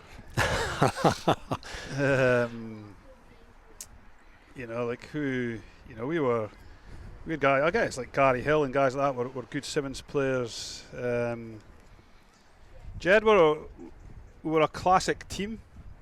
When we played sevens, we would often, I'm not sure anybody would say we had the best players, but man, we could work hard and work for each other, and we had a real understanding of how we wanted to play the game. And you look at those teams, I was lucky. The second time we won, I got to play alongside Scott, my brother, but Greg also played. Yeah. And I think it was one of the very few times that I even played rugby with Greg. But I do remember my brother actually being way better than the two of us that day. He was outstanding in the semi-final and final. But internationally, playing with guys like Mark Lee or Colin Gregor. I was literally about to mention Mark's name in the Jed context. But of course, you played with him at Scotland right. as well. So he played at Jed, and he was an outstanding sevens player. He's a hell of a man off the field, but man, he could play sevens. Physical, fast. Obviously moved into the forwards. Was a halfback originally, became a loose forward, and played international sevens. He was one of the few, I always thought, players that would make other teams on the World Series. Andrew Turnbull, somebody like Andrew Turnbull, he could scare opposition. Colin Gregor was an outstanding sevens player.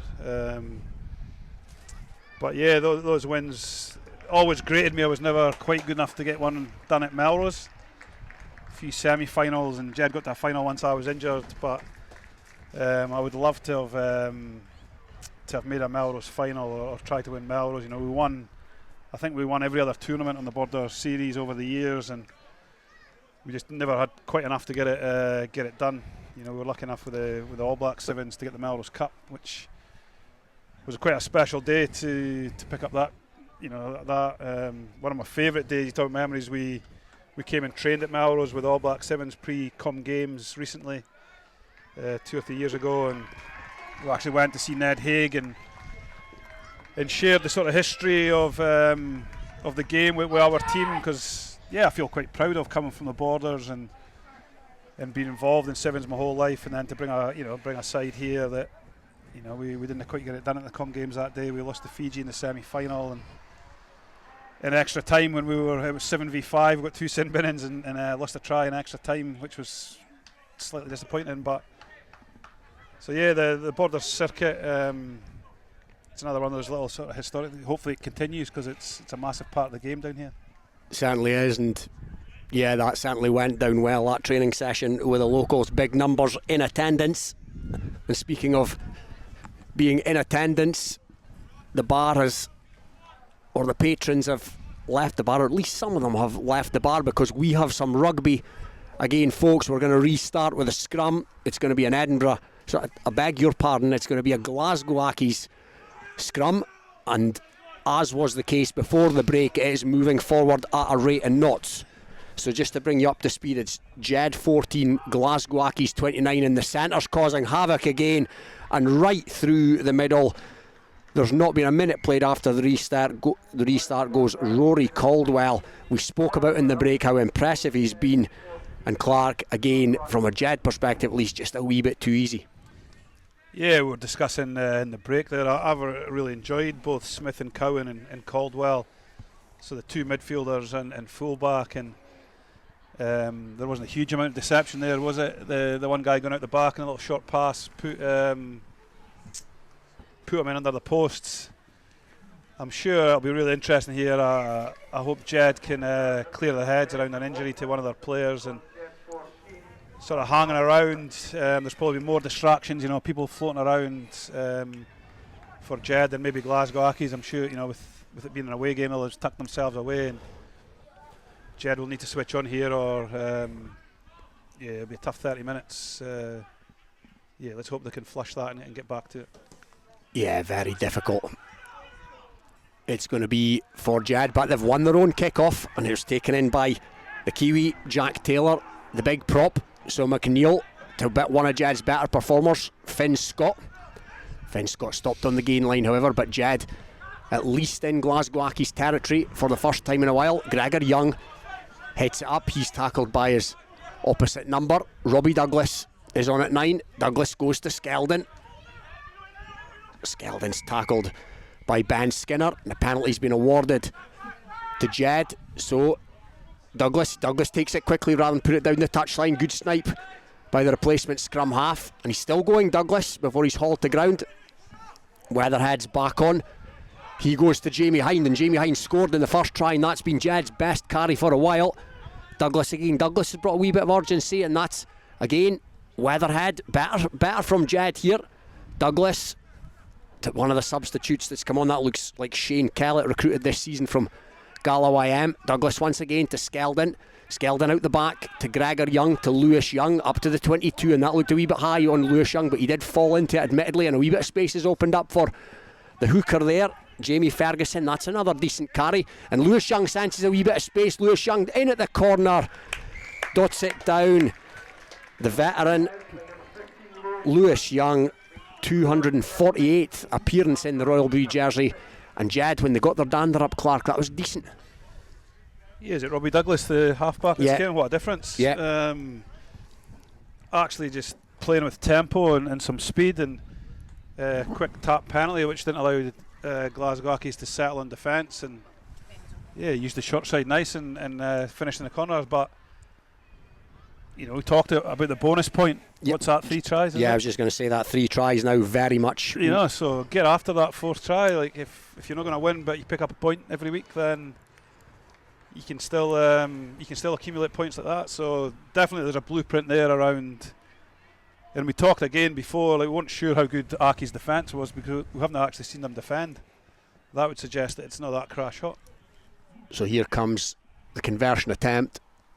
Finn Scott, all court player, back row with all the skills.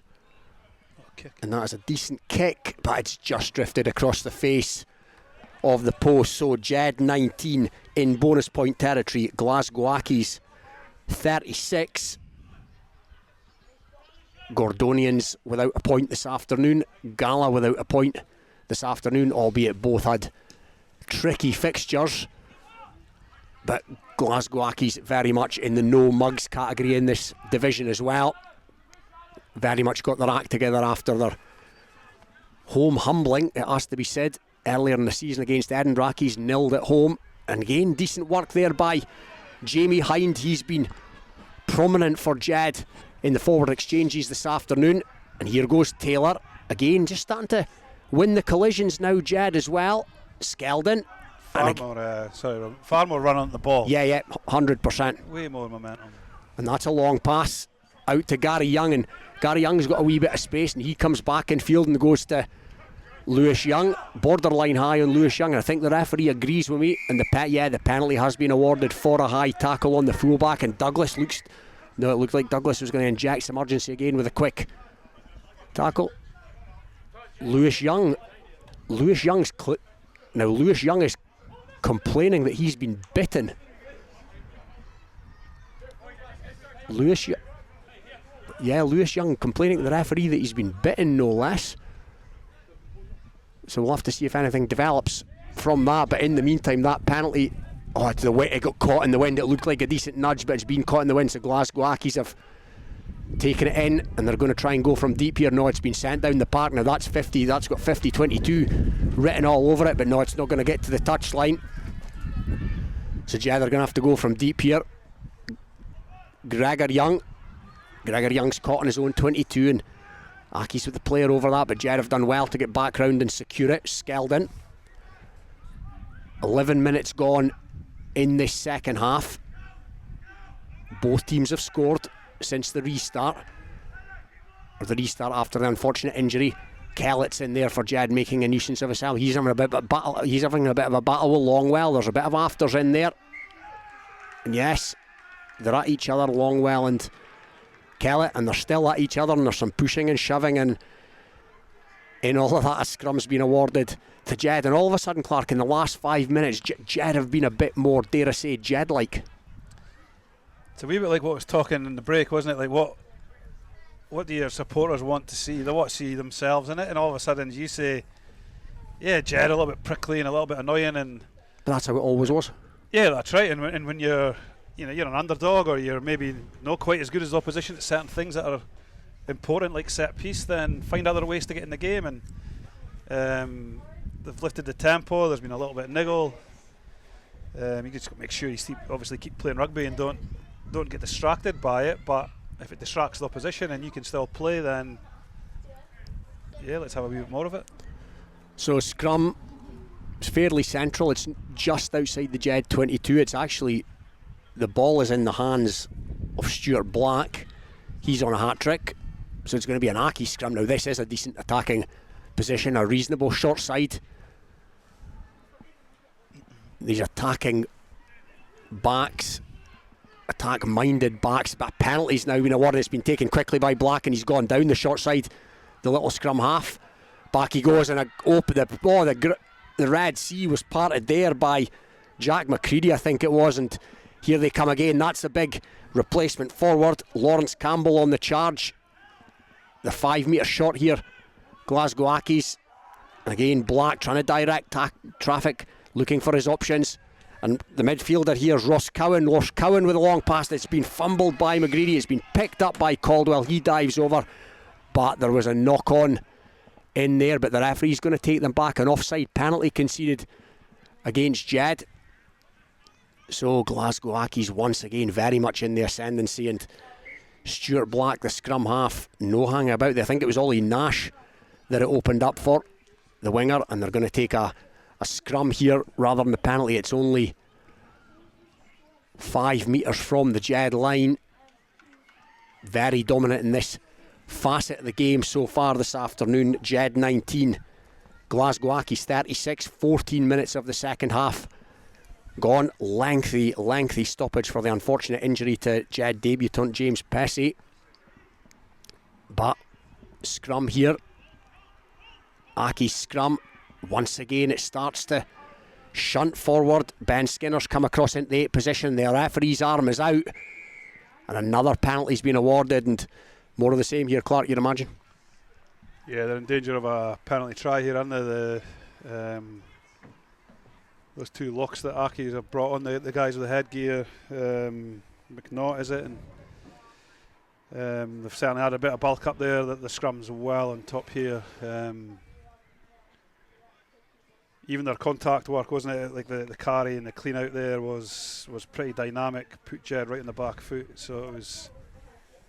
Yeah, they're going to do well to get out of this tricky situation. Massive blindside, big long edge here with 12. Cowan looking likely off 9 with the setup they've got.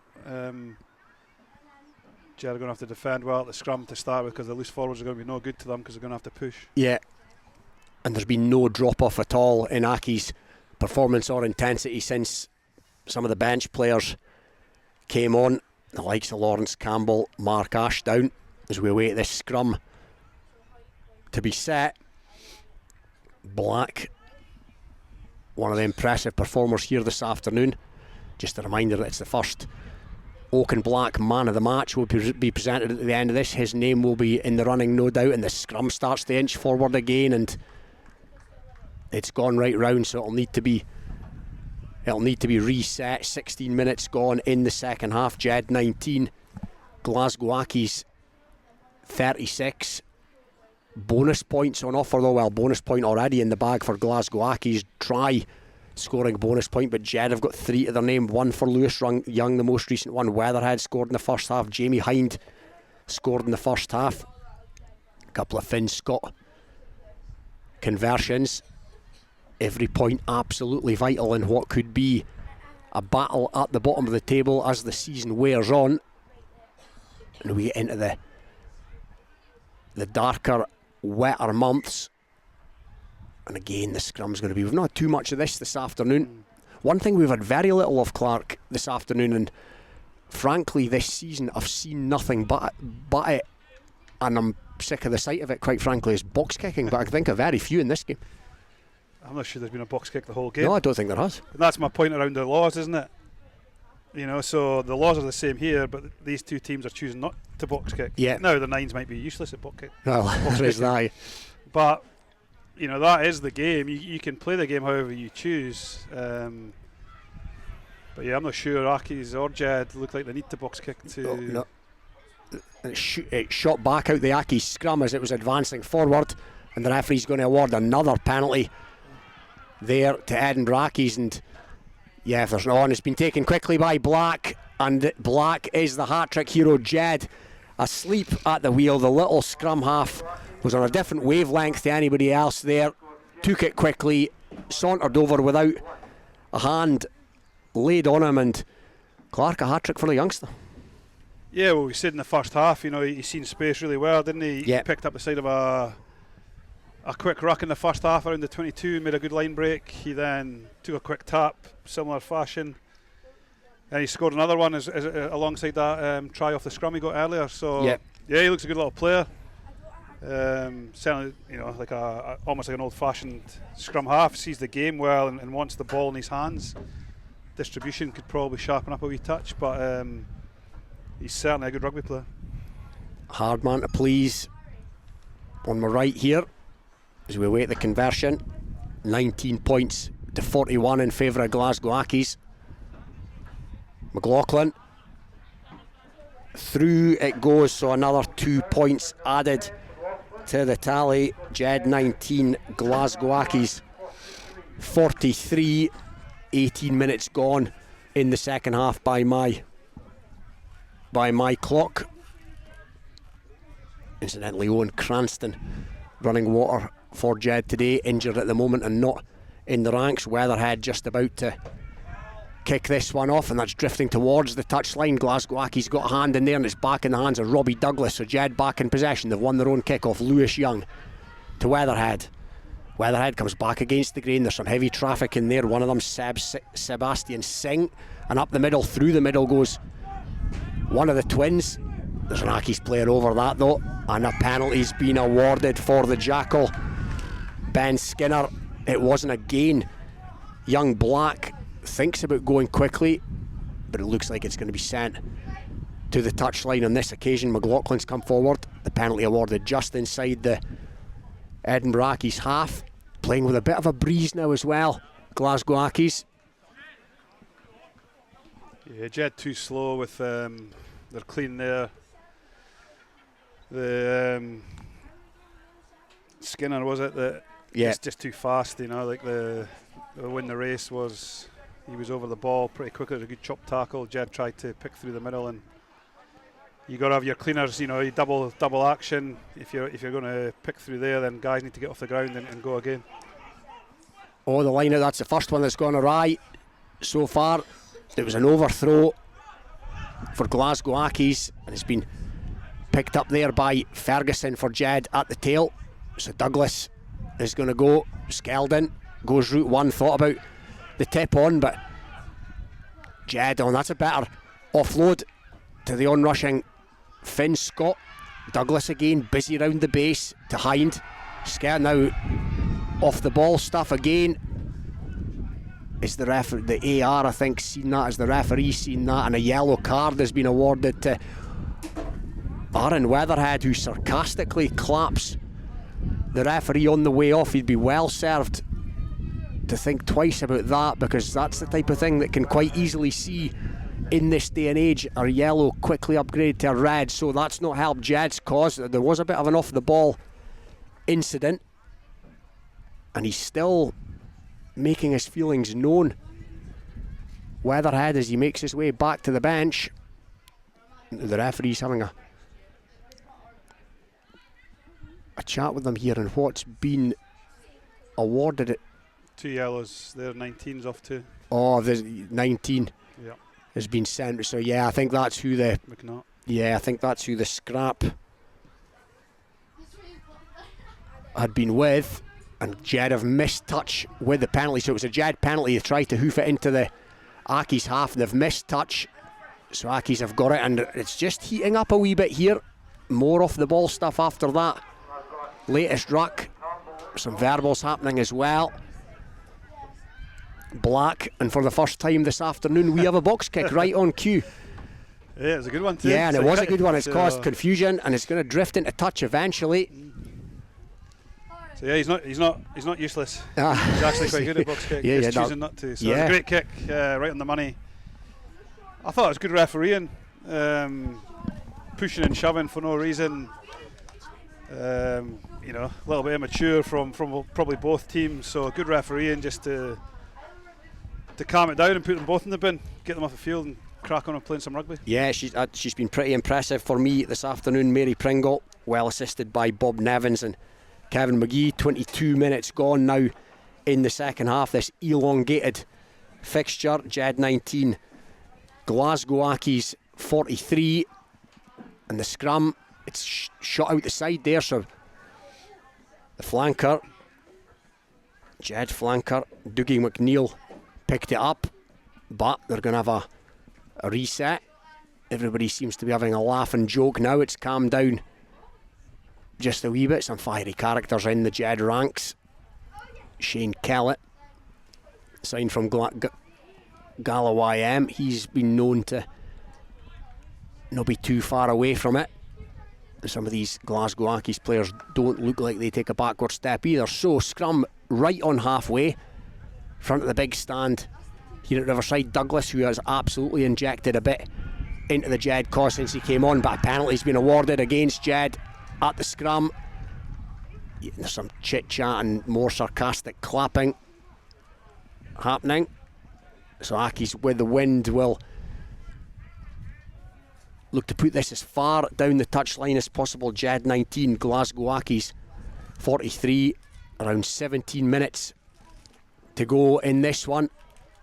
Again, a decent nudge takes it down to just outside the 22, over there in front of the patrons, many of whom have pint in hand. I think Jed would be well served for certainly scrum time, ball in, ball out, and try and get the ball into open play. Yeah, Accies are well on top up front in the scrum. They certainly are, and they've won that line out cleanly as well. And they're going to run a move here. It's Singh to Louis Rancoul, the Frenchman, who's come on. And that's Ollie Nash, the latest to have a crack, and he's up to about 5 metres short again. Fairly passive stuff from Jed as they pick and go here. Singh's in there once again. The latest to have a crack, there's the substitute hooker, Mark Ashdown. Here they come again, and that's Rancoul again, and there's a loop on there where the standover has been taken out of his grasp by Gregor Young. Good defence by the veteran centre as Longwell tries to clear the ruck. Was there a shoulder to the head area there by Longwell? There's a scrap for that ball just shy of the Jed line, and Jed have come away with it, and big Clark Skeldon buys a metre or two for his team, and Robbie Douglas tries to send it to touch. Is that going to get to touch? No, it's almost taken there, but dropped in the act of catching it by Aaron McLaughlin. I think Jed Clark have done well to come away with not conceding the try there. Yeah, well, I think it was Gregor Young that stripped the ball just in the tackle, and a good clear kick in the end from Douglas. Is it the 9 that's come on? So they done well there to exit out a tough, it's a bit breezy now. That back corner of the field's a tough area to exit. I'm not sure it's going to get any easier here if it's a scrum to Jed. It's probably as tough as it gets, the way the scrum's going tight against the touchline. Yeah, they've had a torrid time of it, the Jed scrum, and as I mentioned before, there's been no drop off in the Accies scrum or any other facet of the game since the substitutes came on. So it'll be Black. He's already scored the hat-trick. Black to feed. Oh, it's a Jed, I beg your pardon, it's a Jed scrum. It's a Jed scrum, so it'll be Robbie Douglas. And again, they get the shun on, and exactly as Clark predicted, they've gone much quicker that time, Jed, and that's a strong carry off 10. from Finn Douglas, and a wee bit of space opens up there for Jamie Hind, one of the try scorers for Jed this afternoon. They're still outside, they're just outside their 22, and that's good strong defence there by Rancoul, the Frenchman. Douglas to Gregor Young, and that's a good offload to Douglas, and Douglas is off and running up towards halfway. He's tackled by his opposite number, Black, and the referee's deemed that to be high, so Jed playing with a free ball here. Ferguson, Jamie Ferguson to Jamie Hind, and Jamie Hind, that's a strong carry by Hind, and he looked to offload, and he eventually offloaded back to Jamie Ferguson. Much more intent from Jed since the break in play, and that's 1 second row. The other, that was forward though for Hind to Skeldon, but the penalty was coming to Jed. Now Jed have got a bonus point to think about here. On for Jed's Robbie Thompson. He's another big fella, so where is this penalty? We're looking to see where the referee's going to mark this. It's fairly central on the Glasgow Accies 10 metre line, sent to touch by Lewis Young, so it'll be a line out, a Jed line out just outside the Accies 22. They've got 12 or so minutes, Jed, by my watch, in which to take something from this game. 5 points or 4 points look beyond them at this stage. It's Jed 19, Glasgow Accies 43.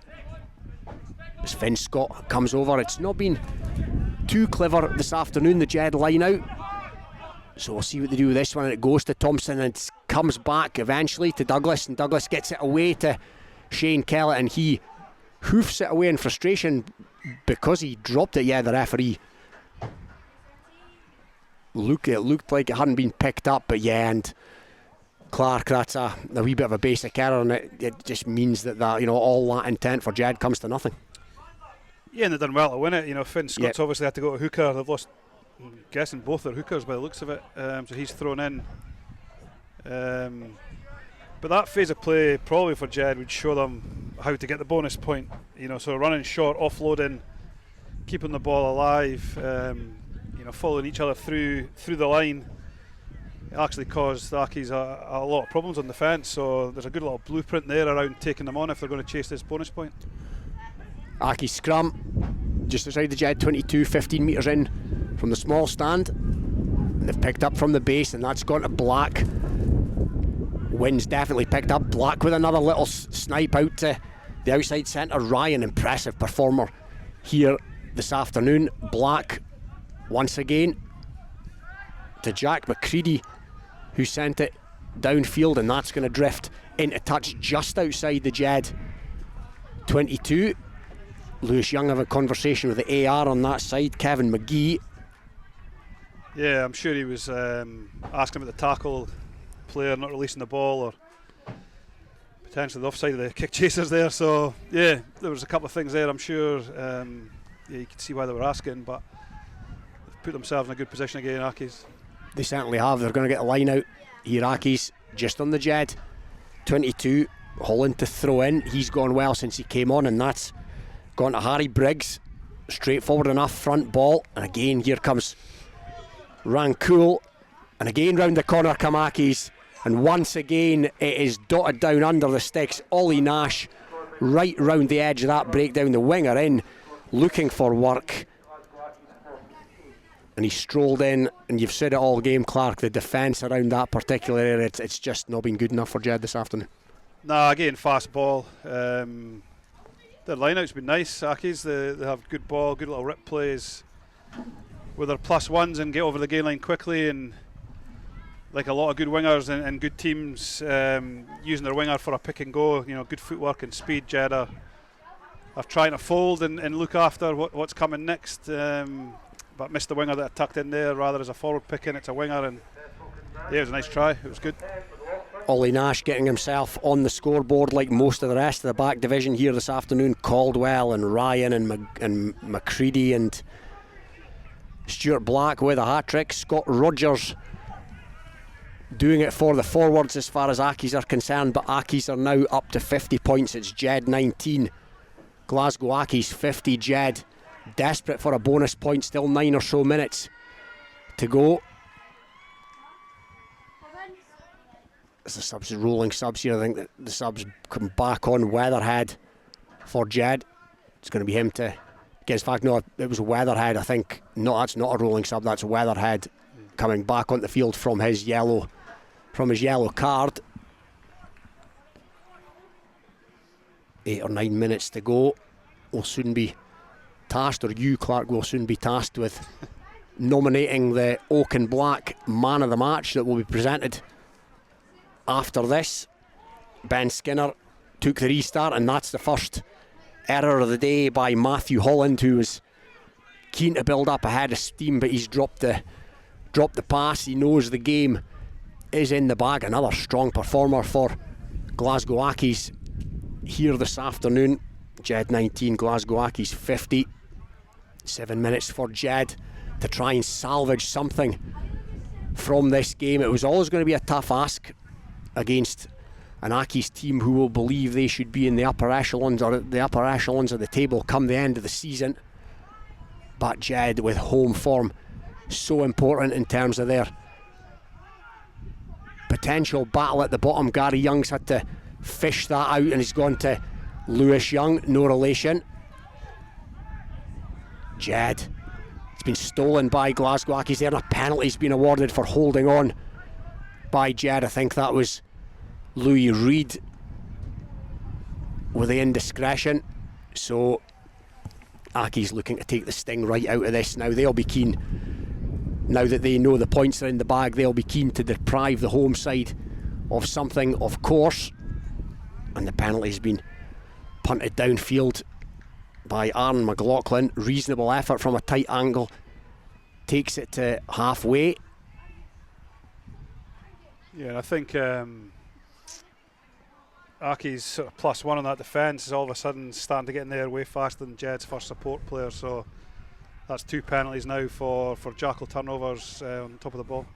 And the line out again, as has been so often this afternoon, was clean as a whistle, but there's been a forward pass in there. Harry Briggs had got in behind the defence, but it did look from this vantage point like it was forward, so that will give Jed something to cling on to. A scrum on halfway that's fairly central, so a reasonable attacking position from which to build something. As the clock ticks toward full time, there's around 6 minutes remaining. Jed desperate for this bonus point. Douglas, it'll be to feed. You feel that if Jed are, if something's going to spark for Jed, Douglas will be involved in it. Again, they've gone quickly, which is the right thing to do given the struggles they've had in the scrum. And Lewis Young's came back against the grain. He's beat another man with footwork as well, and he's gone to Weatherhead, one of the scorers for Jed, and it's back with Gary Young, and Gary Young powerfully takes it over the 22 to Jamie Hind, another scorer for Jed. Bounces off one challenge, still going. Hind dots it down. Douglas to Robbie Thompson. Thompson fires it on there to Skeldon. Going to come back on the Jed side again. Douglas to Ferguson. Missed pass there, and again Lewis Young with an interjection of pace. Hit hard Lewis Young, it looked like he might fumble it, but he's done well to keep a hold of that. Douglas again goes down the short side to Finn Scott. That's a lovely offload for Finn Scott to Louis Reid, who I think's moved to the wing. It looks like there's a penalty coming to Jed here, so Finn Scott once again goes, and that's been fumbled, I think, but the penalty's coming for a high shot on Louis Reid. Now, so Jed have got a decision to make here. Corner, yeah. Have to. Referee's wondering what's going to happen. Yeah, and Weatherhead's come forward.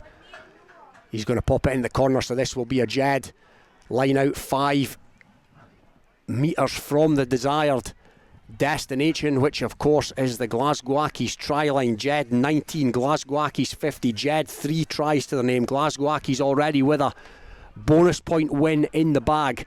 Can Jed salvage something from this game? It'll be Finn Scott to throw in again, as I've mentioned before. The Jed lineout's not operated that well this afternoon, but Thompson this time has taken it, and of course Jed are going to try and trundle this one forward. It looks like Finn Scott's at the tiller, but Glasgow Accies are driving that towards the touchline, so it's gone to ground here.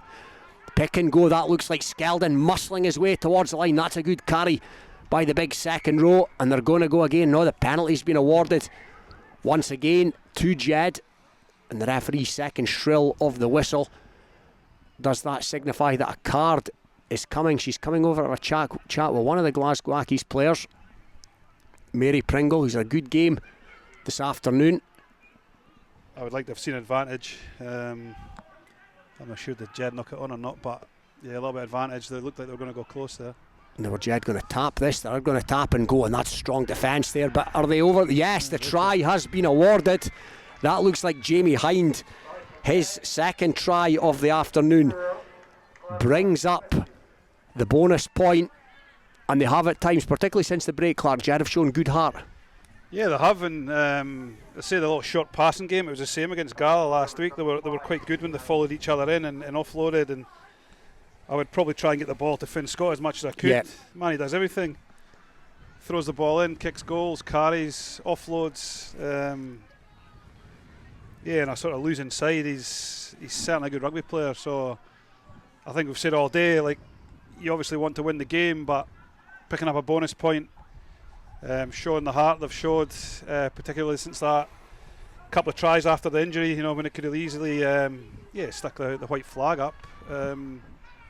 They've done well to get a try there. I like the quick tap and just playing on top, and I think Douglas has made a big difference at 9. He's sped the game up for Jed and kept it moving. Yeah, I couldn't agree more. Jed have looked like a different team since he came on, and Finn Scott for good measure with the touchline conversion takes it to Jed 26. Glasgow Accies 50, and with a couple of minutes remaining, Clark, I'm going to put you, Johnny, on the spot. There's the Oak and Black Man of the Match 2 award. You are holding up 9 fingers in my direction, which I assume means that you're going for the halfback for Glasgow Accies, Stuart Black.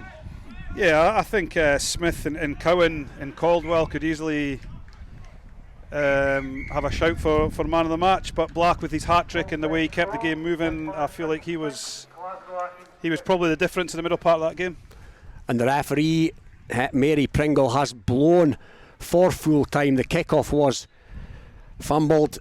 Jed 26, Glasgow Accies 50. Jed will come away with an all-important bonus point, but I think Clark, on the, you know, on reflection on the balance of play and territory and everything else, the scoreline looks about right to me.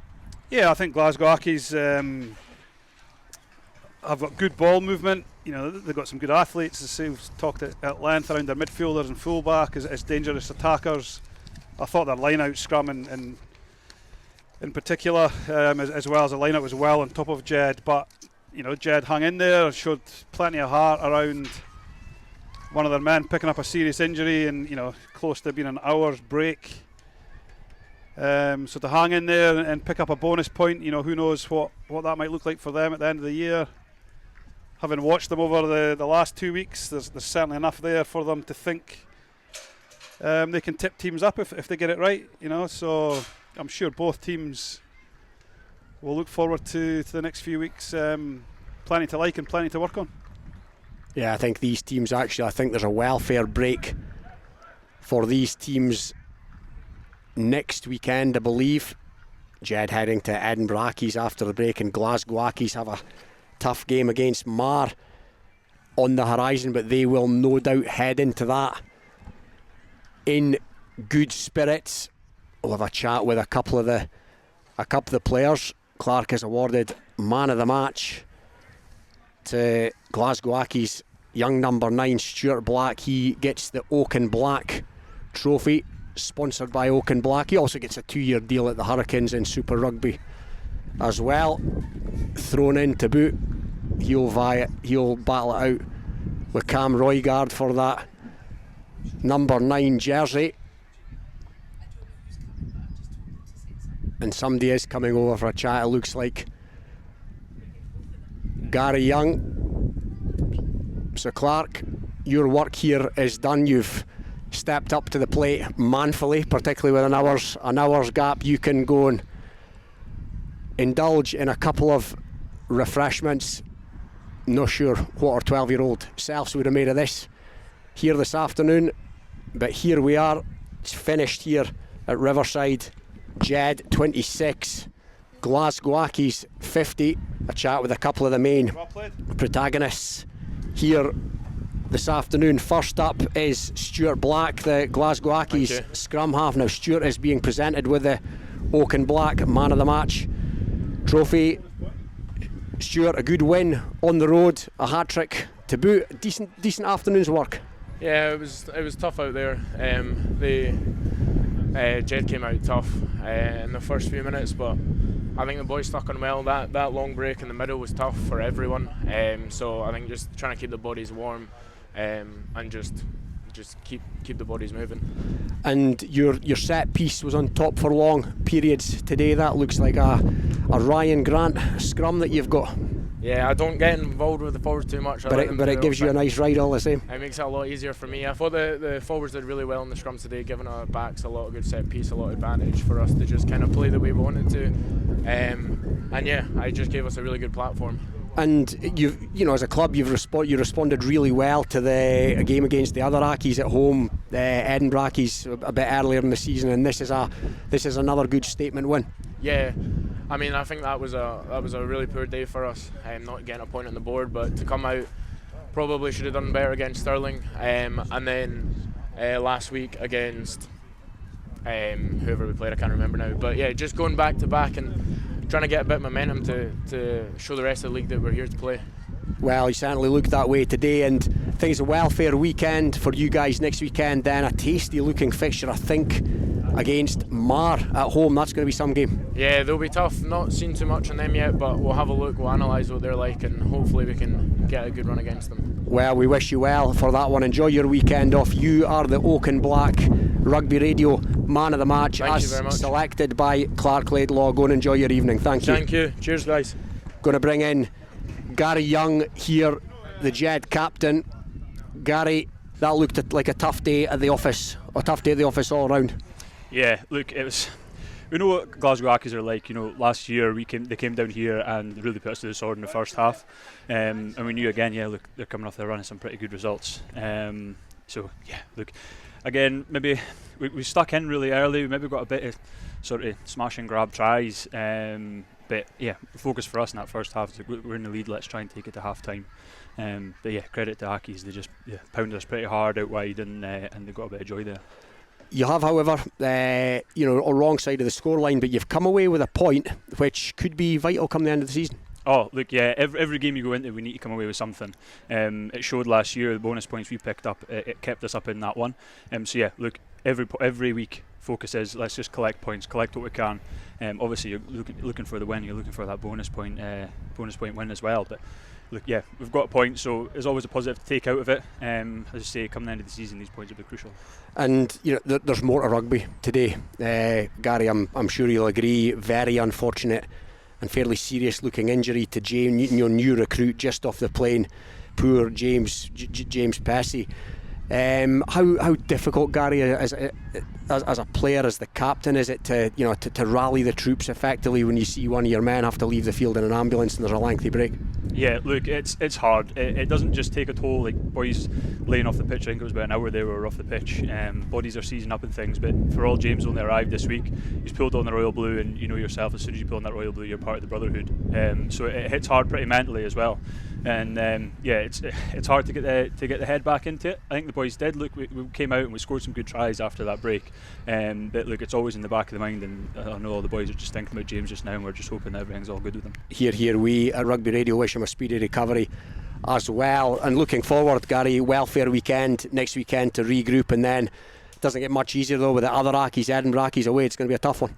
Yeah, look, we just have to make sure this week off we a lot of boys will need repairs. We've picked up a few knocks this week. There's going to be a lot of sore bodies. It's been a hard first few weeks of this season. Every game's tough.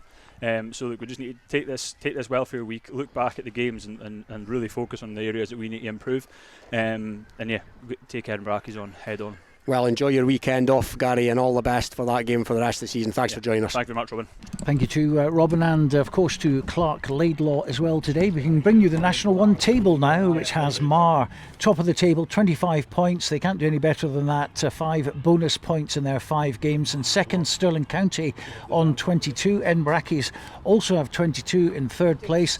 Fourth place, Glasgow Accies 16. And then we have Boroughmuir 13. We have Biggar with 12, 11 for Musselburgh. Then comes Jed-Forest with 7. Remember getting that try bonus today. 6 points for Gala, and at the bottom of the table with 2 Gordonians. So that's the way things shape up after this elongated day today. Just to recap, there were wins for Boroughmuir, Stirling, Glasgow Accies, Mar and Edinburgh Accies today. Full results and tables up at rugbyradio.co.uk and of course bordersrugby.net as soon as possible. My thanks to the team today: Robin Purdie, Clark Laidlaw, Barbara Shield, Hugh Brown, Sam Matthews, Ewan Swinton and Colin Black. Borders Rugby TV highlights of Jed v Glasgow Accies will be online later tonight at our website at bordersrugby.net and on ITV on Monday at 6:15. Don't forget our Scottish Club Rugby Roundup podcast, which will be available sometime after 8 o'clock tonight online with more reaction from players and coaches. But for now, for me and the team, a very good night.